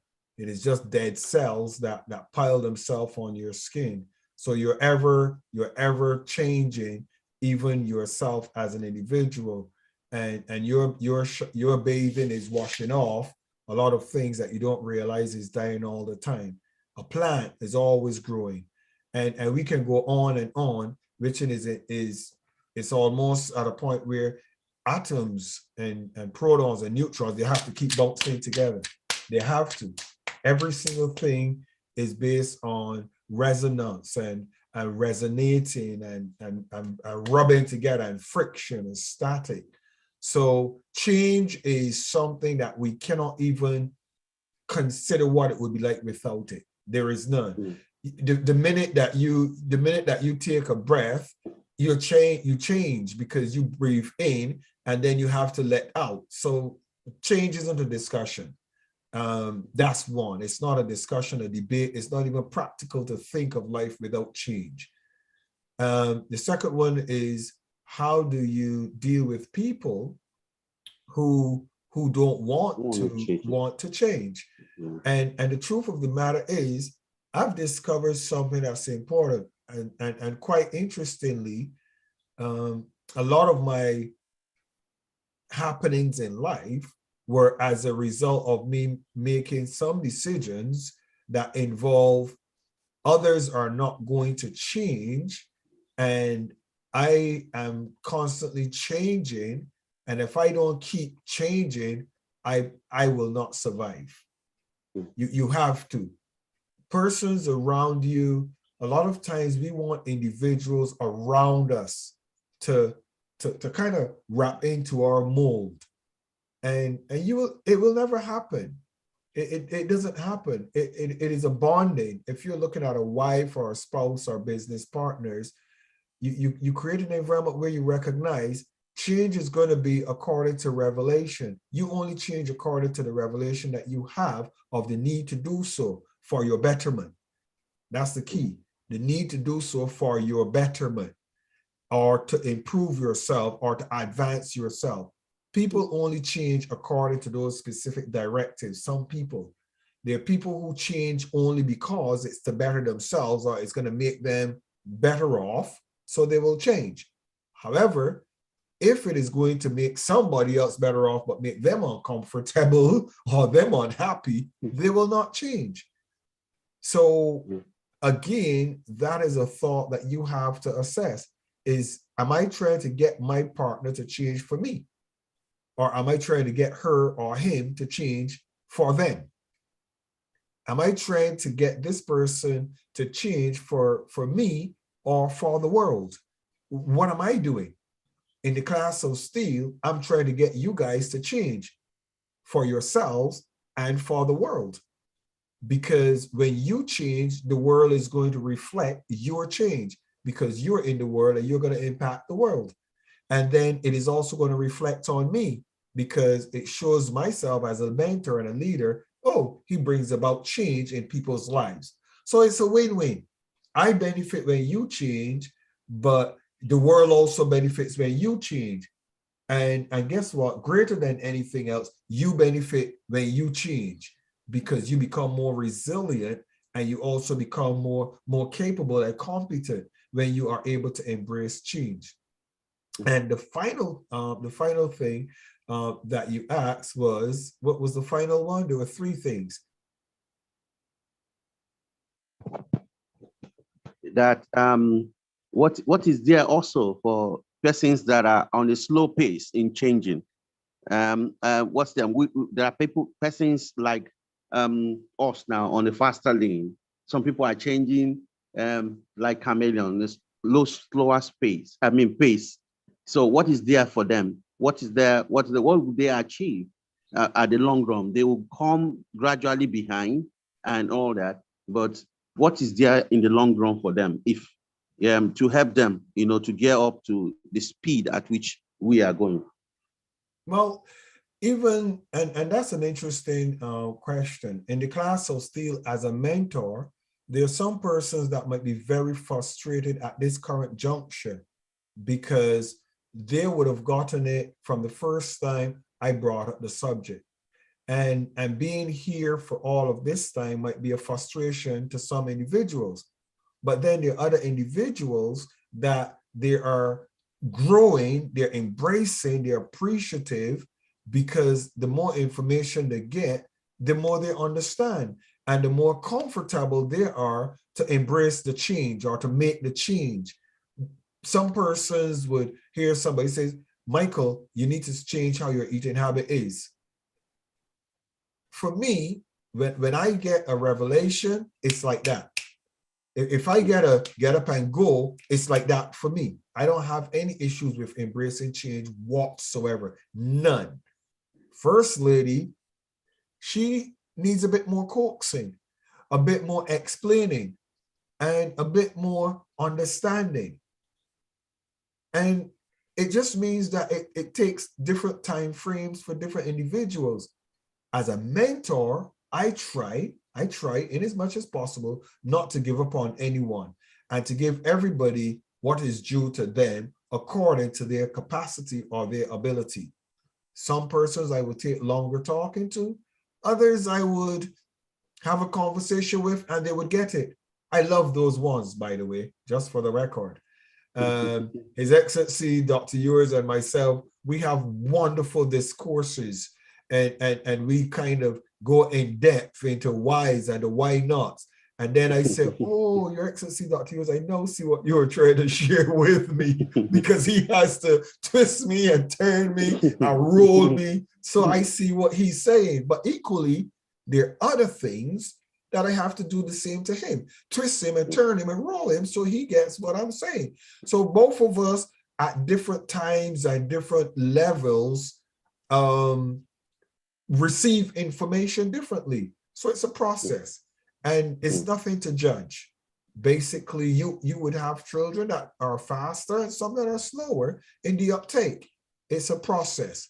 And you just have to make sure that you as the individual, either the mentor, the leader, or the head, is very resilient and able to manage change easily. Because ultimately, it's not about you changing somebody. A lot of times when you change, others change as a result of your personal change. And if it is easier for you to change in the dynamic or the scenario that you're in, you change, keep your mouth shut, and keep going. And sometime the person would catch up. I hope I have with wisdom. Thank you, sir. Thank you, Excellency, sir. Thank you. Yes, sir. All right. Chukwemeka, you're the final one.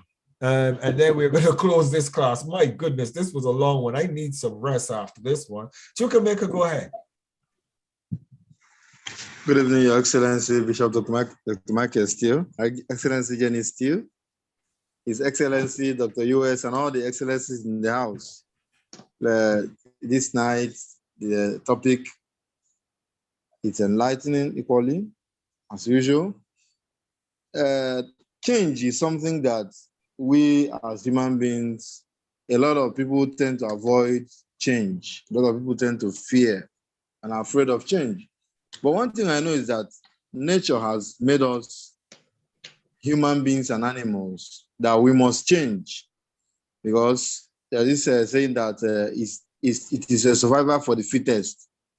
It's only an individual who is able to adapt to changes in the environment, both economical, financial, biological, whatever type of environment that an individual is able to adapt to.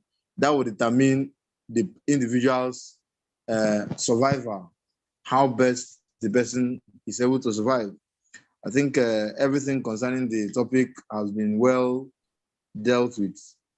These are the only aspects I want to chip in, that change is inevitable and we must, in order to survive in this world that we're living in, open our minds and our hearts and our attitudes to change, to make us better individuals, so that we can be able to achieve our aims and goals and objectives. Thank you, Your Excellency. My name is Chukwemeka Okuchukwu. Thank you so very much, Your Excellency Chukwemeka, for your submission. I'm going to close with this. Thank you all so very much for listening in to this evening's class. I appreciate you so much. And I'm going to give you one thought, and I want to challenge your thinking and stimulate your thinking with this one thought that you might not have thought of before. I guess you would have heard of birds migrating, and birds migrate when it's time to mate. You would hear of turtles, and you would have heard of fish, and you would have heard of wildebeests, and you would have heard of all these other animals that before mating, there is also a difficult journey to undertake before mating. You would even hear of salmon swimming upstream. Why would they swim upstream right before spawning? What is this importance about these dynamics? You would hear of whales migrating for miles, polar bears migrating and going through this process. I want to share a secret with you, and I hope you remember this secret from the animal kingdom and also from man. The secret is life is about survival of the fittest. You have to prove you deserve to be here. You have to prove you deserve to get to the next level. You have to prove that you are one who's going to make it. Sperms are many, but only one reach the egg. There's a journey to that egg. Those sperm have to wrestle to get to the egg first. It's the same thing with life. How do you view life? Do you view life like it's a rollover and que sera, sera? Or do you view life like the reality that it really is? You've got to fight hard. Why do you think trees in the forest are so tall? It is because the other trees in the forest are growing up above them, and they have to compete for the sunlight. And the way that they compete is by growing and growing and growing and reaching higher and higher and higher. In life, as an individual, if you want to be successful and you want to stand out, you have to embrace change, growth, expansion, competition, challenge, hurdles, difficulties. The reason is because those are the very foundational tenets that cause you to be one who gets up every day and say, I'm a champion, because you fought the hard fight. You get up the stream as a salmon and you get to mate. Why? Because you fought everything that it took to get there. I hope that little bit of journey through the animal kingdom and the plant kingdom would stimulate your thinking to recognize you will never, ever get an easy road. I'm so sorry to burst your bubble if you thought it was ever going to be an easy road. It will never be an easy road. It was not designed to be that way. The way that it is, that is hard, harsh, and difficult, is designed to be that way because the reality of life is it's all about survival of the fittest.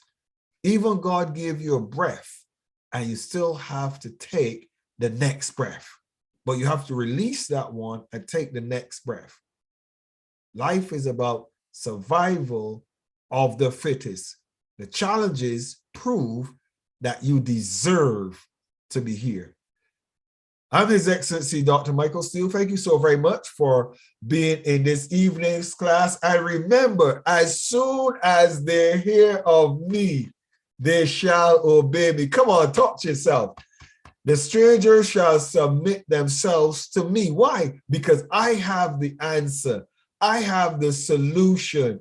I have the attitude. I have the character to make a difference in this world that I am in for my generation and generations to come. Good night, everybody, and God bless you. Thank you so much for your patience. Your Majesty, thank you so very much for being with us all this time in class. God bless you, everybody. Bye for now. I'll see you guys. Good night, everyone. Bye. Bye, everybody. I'll see you guys on Wednesday. Okay, Night. God bless Bye. you. Good Bye-bye. night. Bye. God bless you. Bye, Zionist. Bye. Bye. Adiola.